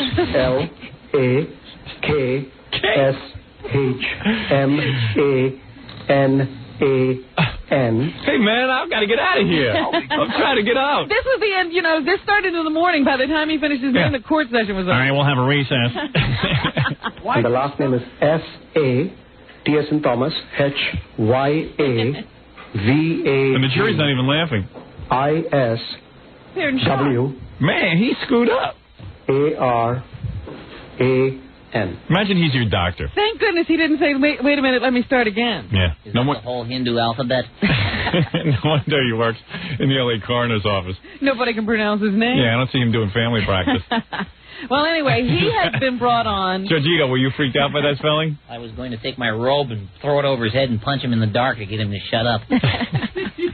H-Q-B-N-A-O-D-Z-M-N-Q. Lakshmanan Satyavagishwaran. Is that it? That's my name. It sounded a lot simpler when he said it. Satyavagishwaran. What? He said years to practice. I know there were dirty words in there. Can somebody please interpret what... Hey, you know what's funny? That name is like John Smith in Hindu. That's everyone's name. That's a very common Hindu name. Very common name in Hindu, huh? You're always confused. Did he leave out any letters? Is that the whole Hindu alphabet? Well, anyway, he has been brought in to try to shore up the testimony of the medical examiner who actually did the autopsy on Nicole Brown Simpson and Ronald Goldman. So he takes the stand first, and then that guy we saw during the preliminary hearings, Golden, I think his name is, he will be taking the stand. So is Golden his real name? You know, you would think a guy like that's living in America, you shorten your name too. I mean, I know, well, you know. Wait a minute. Everybody's into their ethnicity and all that, but come on. He doesn't think it's a difficult name. Oh, that's not true. No. I mean, there are Hindus that can't figure that name out. And he probably has some little nickname. Right. Because I went to school with an Indian girl. Right. And I don't know what her name was, but all we had to call her was Suchi. Yeah. Because we could never have pronounced Well, he has a her nickname. full name. I believe it's Suchi as well. That's your nickname? That's right. Could you say that again, please? Is your nickname? He's right. DNA is simpler to understand than that name. I like when he says it, too. Like, my name is Dr. Lakshmanan Satyavagishwaran. Rolls off the tongue. Lakshmanan. Lakshmanan? Now say the second part. Oh. All right, go ahead, Robin. E-I-E-I-O. Right. That was my way of speeding up the proceedings, getting him to spell his name. So anyway, they still are concerned that they might have to boot 2 more jurors off the panel. They were warning that was going to happen a good deal of the end of last week, and it still didn't happen, so everybody's expecting it might happen this morning when the trial resumes. Where are my juror boots? I have to boot you. I have to boot you. The playoffs have now come down to just 2 teams in the NBA. It's going to be the Houston Rockets against the Orlando Magic. The Magic blowing out the Indiana Spurs last night in Orlando, weren't they? Were they in Orlando? Yes, they were in Orlando. Okay, well, here is Magic coach Brian Hill complimenting his team after the win. I was watching Shaquille O'Neal on the bench. He looks retarded. I mean, when he looks at you, did you watch the game at all? I know Shaquille has a really... Yes, I watched some of the game. I mean, he's like all cross-eyed. He has a dumb look. Yeah. He's sitting on the bench. I could swear the guy looked like... I guess he's staring up or something. When he's just sitting on the bench, watch his face. His mouth hangs open. Right. Yeah. And it's Robin. It's the Indiana Pacers. What did you say? You said the Indiana Spurs. Oh, I'm sorry. The Indiana Pacers. I'm not listening to myself. All right, you ready? Here we go. Brian Hill. These guys deserve all the credit. You know, they were embarrassed out there in Indianapolis the other night by the way they played. Not by anything that the Pacers did, but by the way they played. They made up their minds they were going to come back tonight and set the standard for playing hard and playing defense, and they did it. Jeez. Yeah, the big story is that they were embarrassed on Friday night because they lost so badly. But it was just because of the way they played. They weren't embarrassed about anything else about it. I don't understand why that's a big deal. It's the same speech ever. You know, these guys don't know what to say. Hey, we won. We put the ball in the hoop. You know, they came back and they showed them. Right. The whole rap is that they're supposed to be inexperienced. They've only been in the league 6 years. I know. So that was supposed to throw them off. They've never been in a pressure game like this, Bull. They did great. All right, so they won. I was rooting for the other team, but they won. They act like they've never played any other games. Like 6 years ago, they hadn't even heard of basketball. Although, and all of a sudden, they are the winners. We're on in Orlando. We should root for Orlando. What's the other team? San Antonio? Houston. We don't like Houston. We don't like Houston. We hate Houston. Orlando's got to win. Yes, it's a grudge match now for us. Go, Shaquille. So, anyway, here is Indiana Pacers coach Larry Brown praising the Magic for the job that they did. I'm an Orlando fan. That's it. It was sensational. I don't remember a team playing any better in a big game than they did, at least where I've been associated with it. You know, the best team won. Houston's where all those Spanish disc jockeys have been getting on my ass. They don't even hear the show. That's right. Screw Houston. Here's your favorite guy on the Orlando Magic, Anthony Hardaway. Yeah, Anthony. You think his name was supposed to be Anthony, but his mom's kind of messed up. Here's what he had to say about the game. We've defied all the odds, you know, being a young team, and nobody really thought that we were going to make it here, especially after Game 6. You know, nobody thought we were going to make it past the Bulls, first of all, and then now Game 6. After Game 6, nobody thought we were going to make it, you know, tonight. And, you know, like I said, we defied all the odds and just hung in there. Sure. He sounds more tired than you did this morning, Robin. Here is Hardaway again. Talking about what it's going to be. You don't know what he said, do you? No. Me neither. But he's going to talk about now defending champs, the Houston Rockets, and what it's going to mean to Anthony be playing against them. We do have a great team. You know, adding Horace and Brian, everybody said that we had a chance to do it, and all we had to do was just continue to play and had doubts in April, you know, whether we were going to do it again or not, or, you know, get into the playoffs and go far. So, you know, now that we're here, you know, there's no looking back. I mean, we made it to where we wanted to be. Here's Anthony's brother after the game. He was pretty happy, too. Who is this? Yeah. This is, I forget his name. I think I'll do my thing. No, forget it.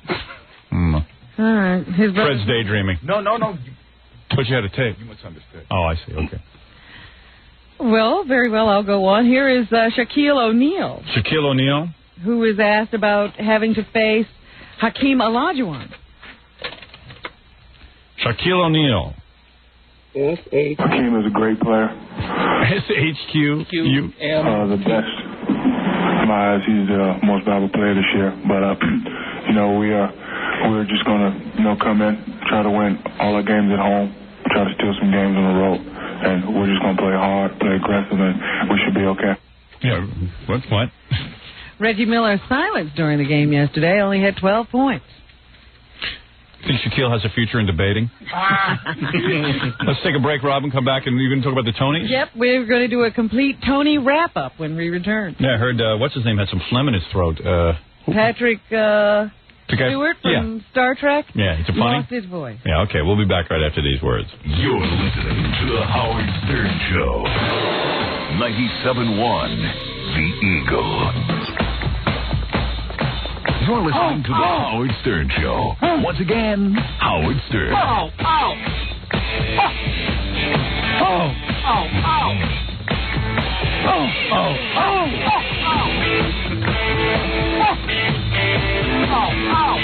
This fun's for you. Thank you. Sounds like Jackie's going to have a heart attack. Thinking about beer, he gets so excited. All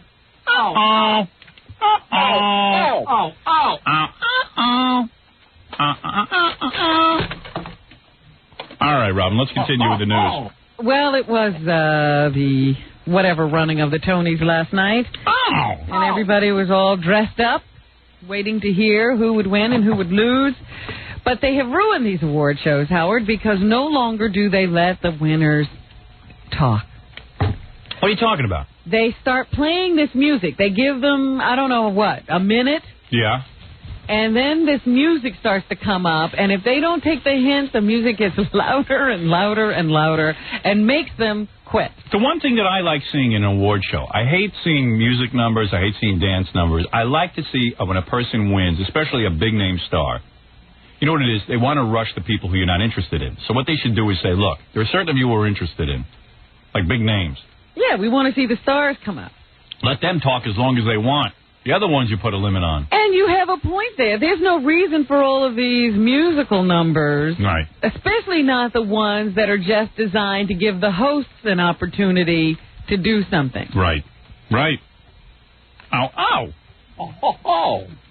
All right, anyway, let's... So anyway, you'll hear the music coming up as people are trying to say their thank yous, but we'll hit the big ones.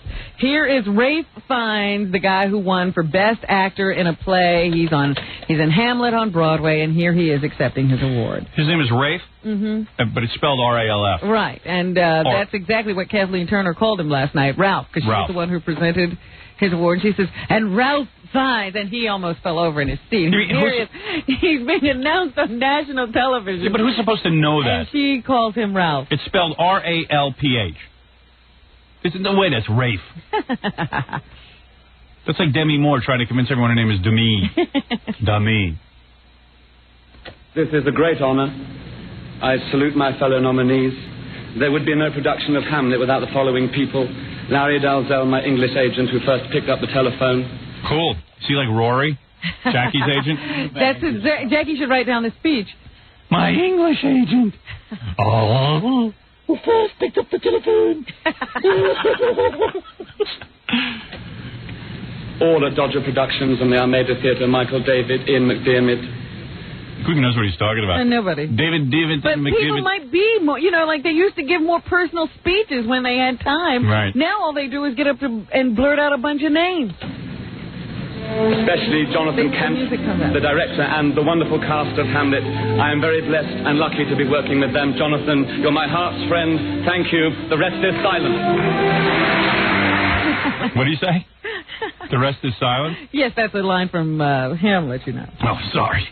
Showing my ignorance once again. Like we didn't know that. Oh, I knew that. I was just kidding around. All right, go ahead, Robin. Here is Cherry Jones. Cherry Jones. For Best Actress in a Play. She's in The Heiress. See, I don't know who she is. I don't know any of these people. It has been a sublime privilege and fun to be associated with Mary Alice, Eileen Atkins, and Helen Mirren. Thank you. I wonder what I'd say. Thelma Cherry, Ruby Crider, Colleen Dewhurst. Thank you.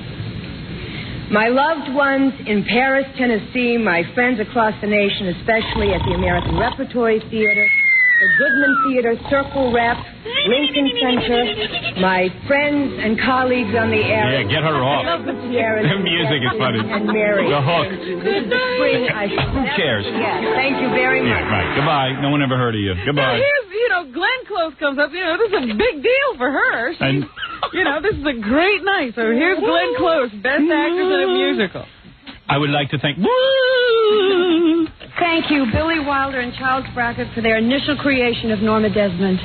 Thank you, Sir Andrew, Trevor, Christopher, and Don for the brilliant collaboration that has now made her a classic role in musical. Everyone's rushing through their important speech. Edgar Dobie, Nina Lennon, and everyone at my house, you can't beat the music. My clothes, Paul Huntley and David Brown for the hair, Bob Avery. The hair? She doesn't have any hair. Jody for the tango, Andrew Bidge, Martin Levin and their team for the light and sound, David Caddick, Paul Vogev for me. Oh, it's no fair. Peter Lawrence and his team, my dressers, Lynn Mann, Jim Nadeau, the Cruisin' Orchestra, my understudy, George Hearn, Alan Campbell, Alice Ripley, the entire ensemble. Get the hell off the show, you boring and my wonderful Annie Maud for bringing love into my life. Thank you. Wow. You're going to fight that off? Yeah, right. Wrestling with the trumpet. Can I just say Billy Martin?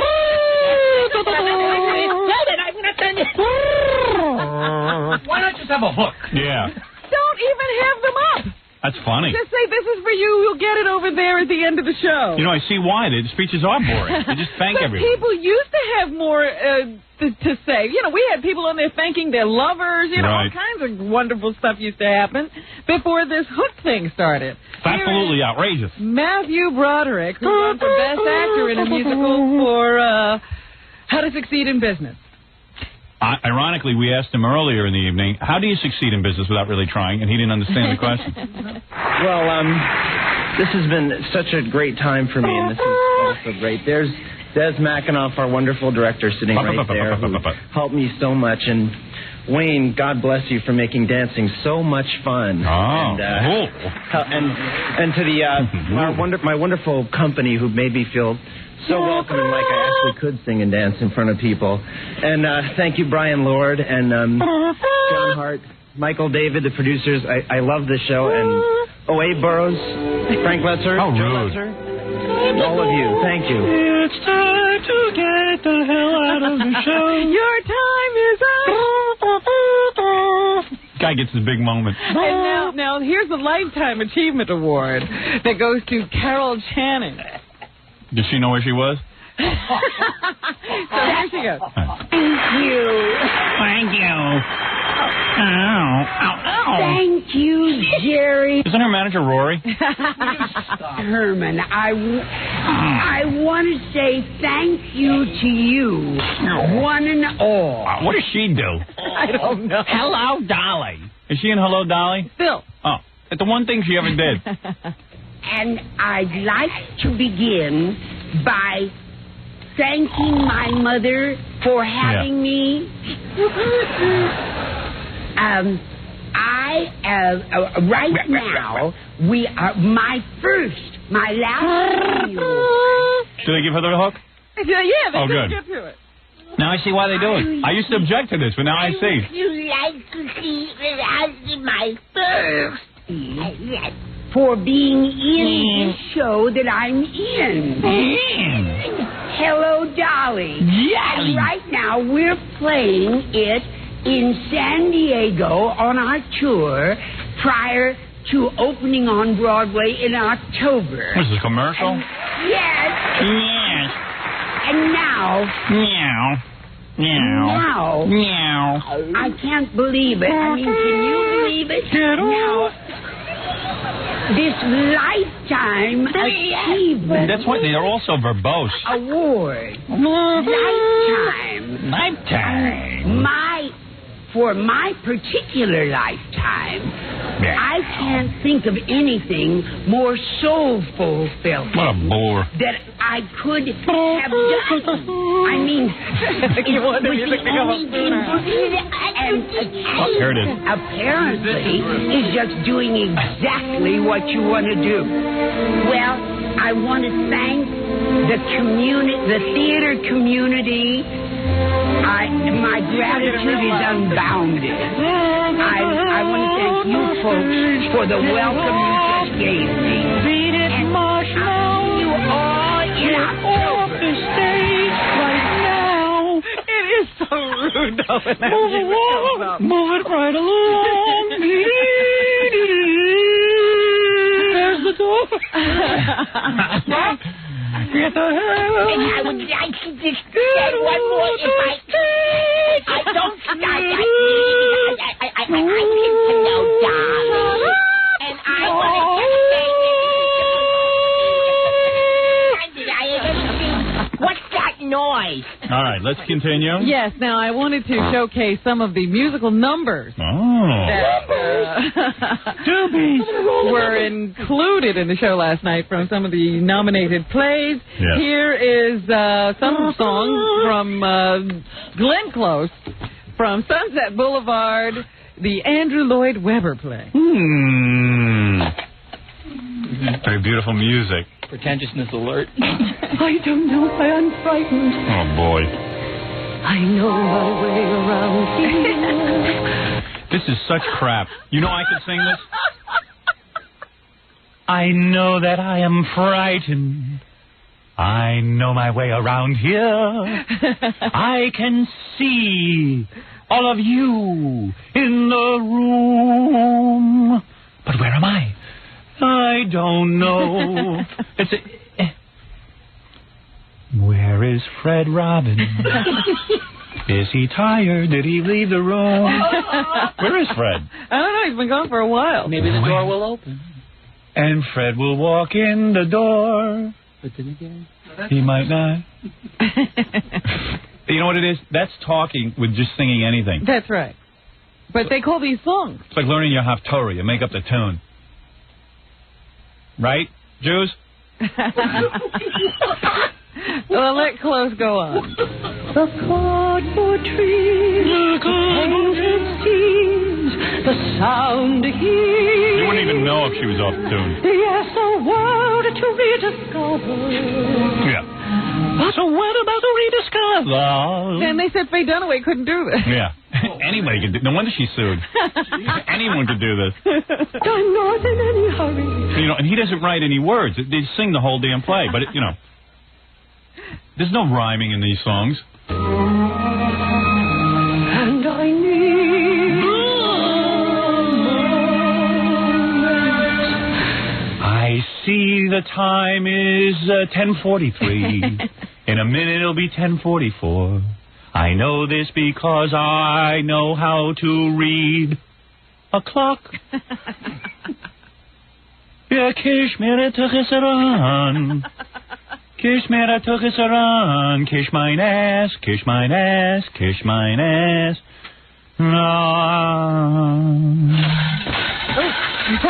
The fart machine just fell on top of me. I almost died. I could have been like Christopher Reeves and been paralyzed. Workingman's comp. Look who just walked in the room. It's Fred. Fred, where were you? Where were you? I was out of the room for a little while, but I'm back in the now. Toilet? No, I wasn't. I was trying to have a cart fixed. Okay. Well, let's go. I'll go on. All That's Andrew Lloyd Webber. Here is something from How to Succeed in Business. Good. Well, is this Matthew Broderick? Yes. Love you, Matthew. Wait a minute, Wally. Even though we're all part of the cold corporate The guy talking is setup, deep down underneath our skins, there is flesh and blood. What happened to this guy? He was so cool when he was that. What was Ferris he? Bueller. Ferris Bueller's Day Off. You can't even remember. I think he got lucky then. Yeah. I think he needs to hook up with that guy who writes all those movies. John Hughes. Yeah. We're brothers.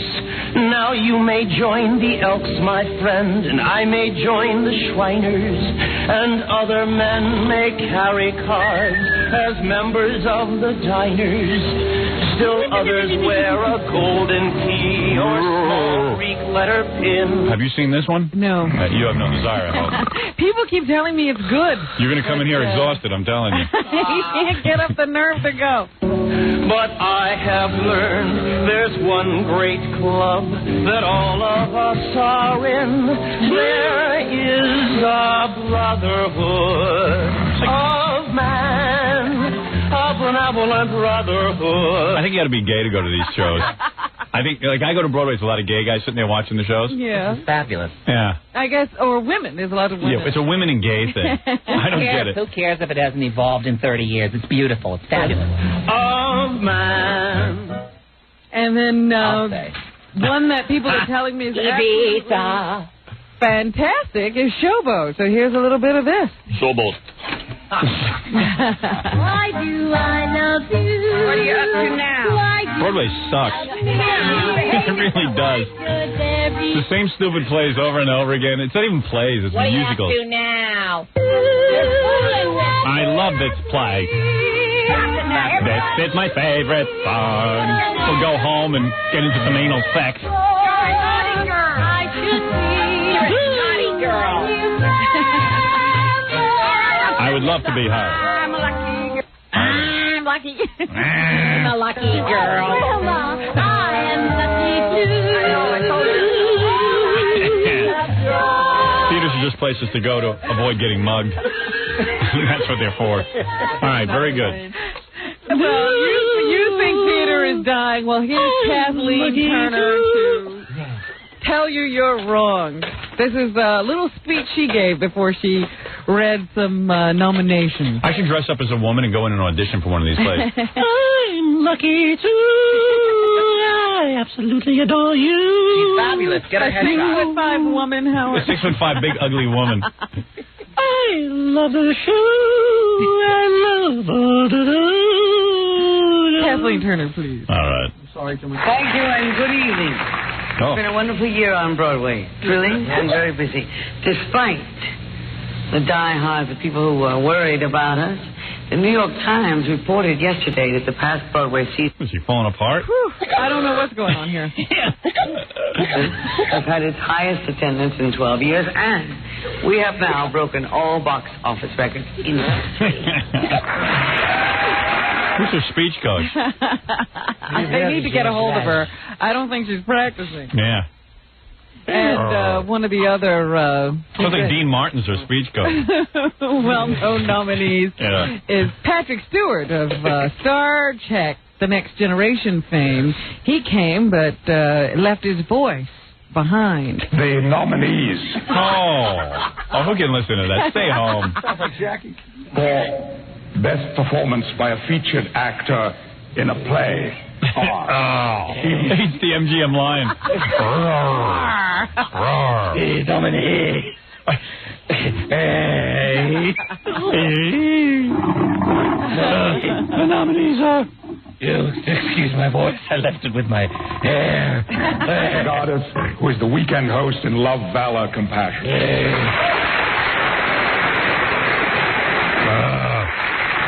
John Glover, who plays dual roles, identical twins in Love, Valor,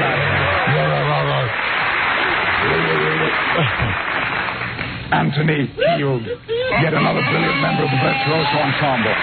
Yeah, what happened to this guy? He was good on Star Trek. What happened? This must be his real voice. That voice on Star Trek is that fake voice. He had somebody dubbing his voice. Yeah.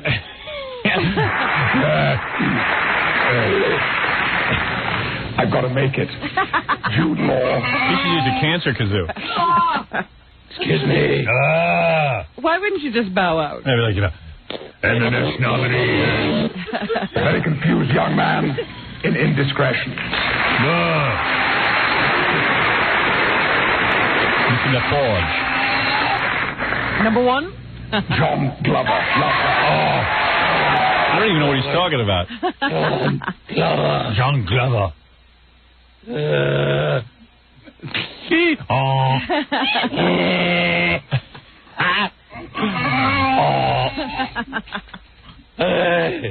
those were the Tony highlights. I got a good joke. I'm Jackie the Joke Man's grandfather. Jackie's grandfather. I would like to thank Rory Rosengarten.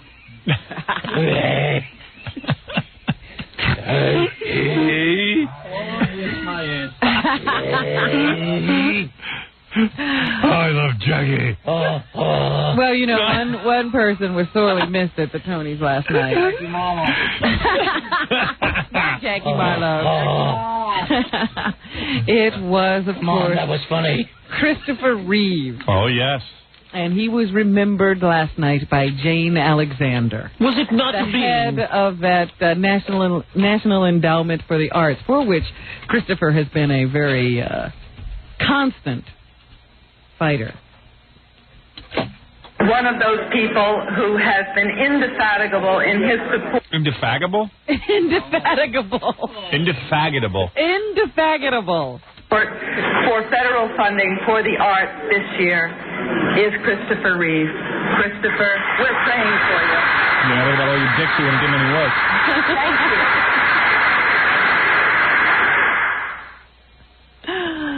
Yeah, I'm sure he feels better.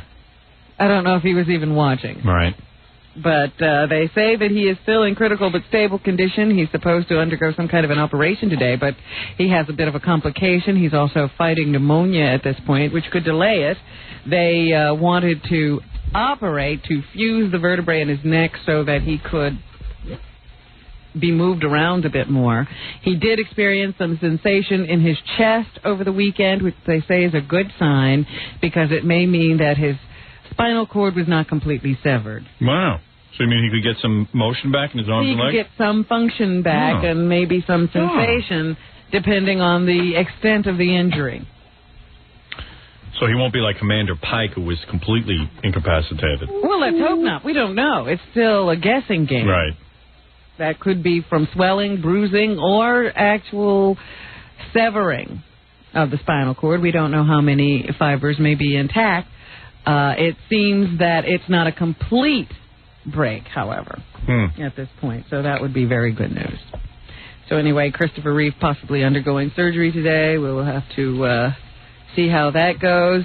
Bob Dole added Newt Gingrich to a growing list of people he considers helping to destroy society.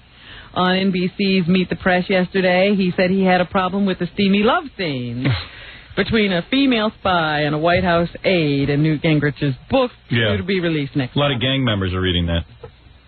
Wait, what says this guy? This guy, he really, you know what he's proving? He does not want to be president. He's 70 years old. He's exhausted. I wish in the paper today, they go ahead and explain to you what is in the Gingrich book. But I'll bet you if somebody had asked Bob Dole exactly what he objected to, he wouldn't know. Because he didn't read it.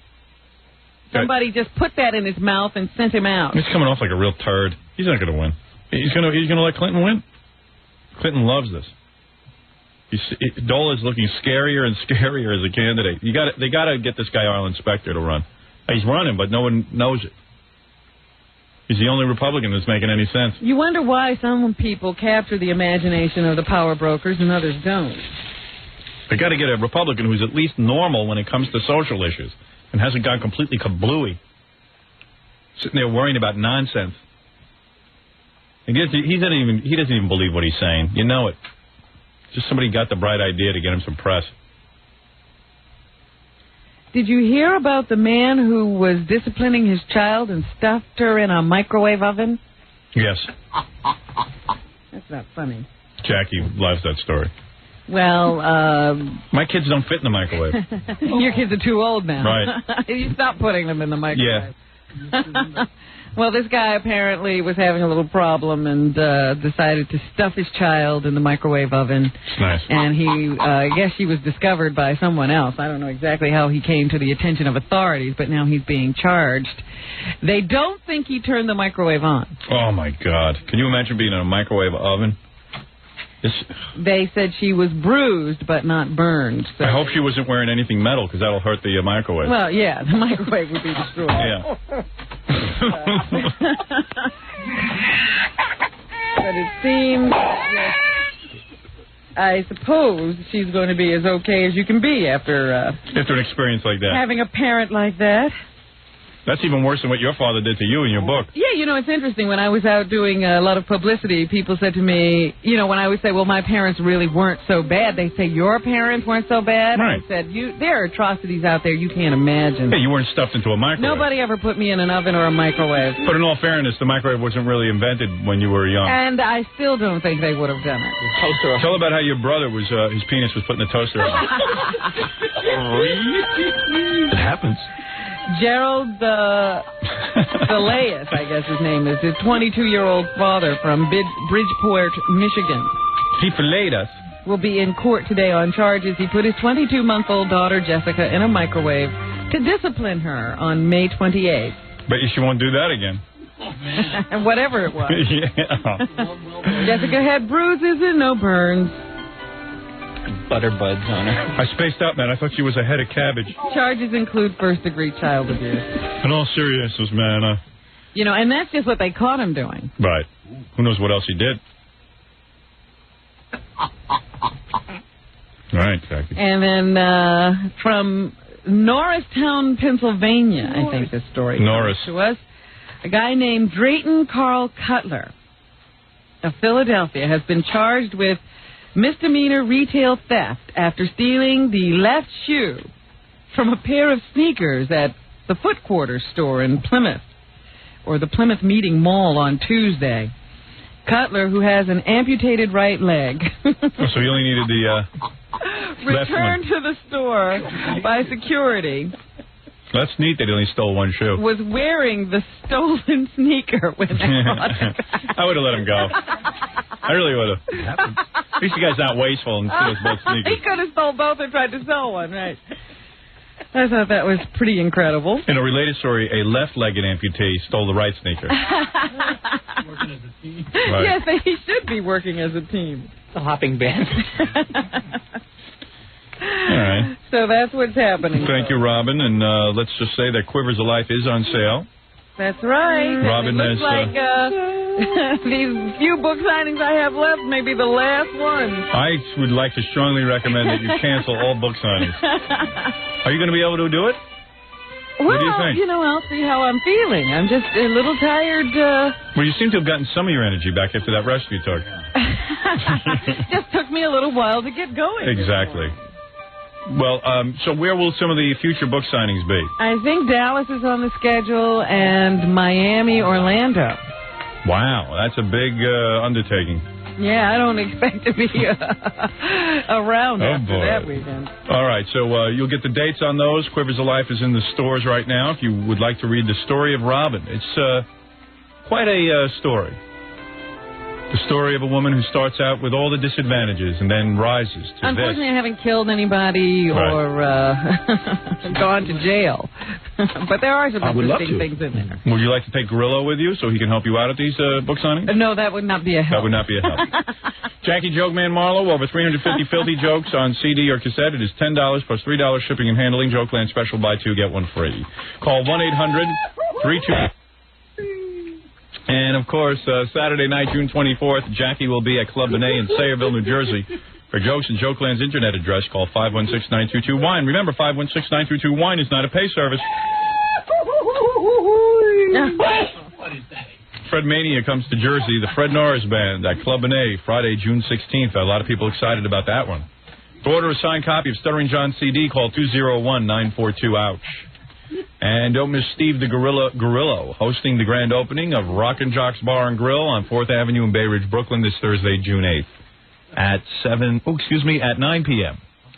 And don't miss Scott the Engineer with his special party and weddings that he does. If you're planning a wedding or party, you need a DJ, call Scott the Engineer's Rocket Entertainment at 718-BAG-5040. And we'll see you tomorrow. 97 watt, 97 watt, 97 watt, 97 watt, 97 watt, 97 watt, 97 watt, 97 watt, 97 watt, 97 watt, 97 watt, 97 watt, 97 watt, 97 watt.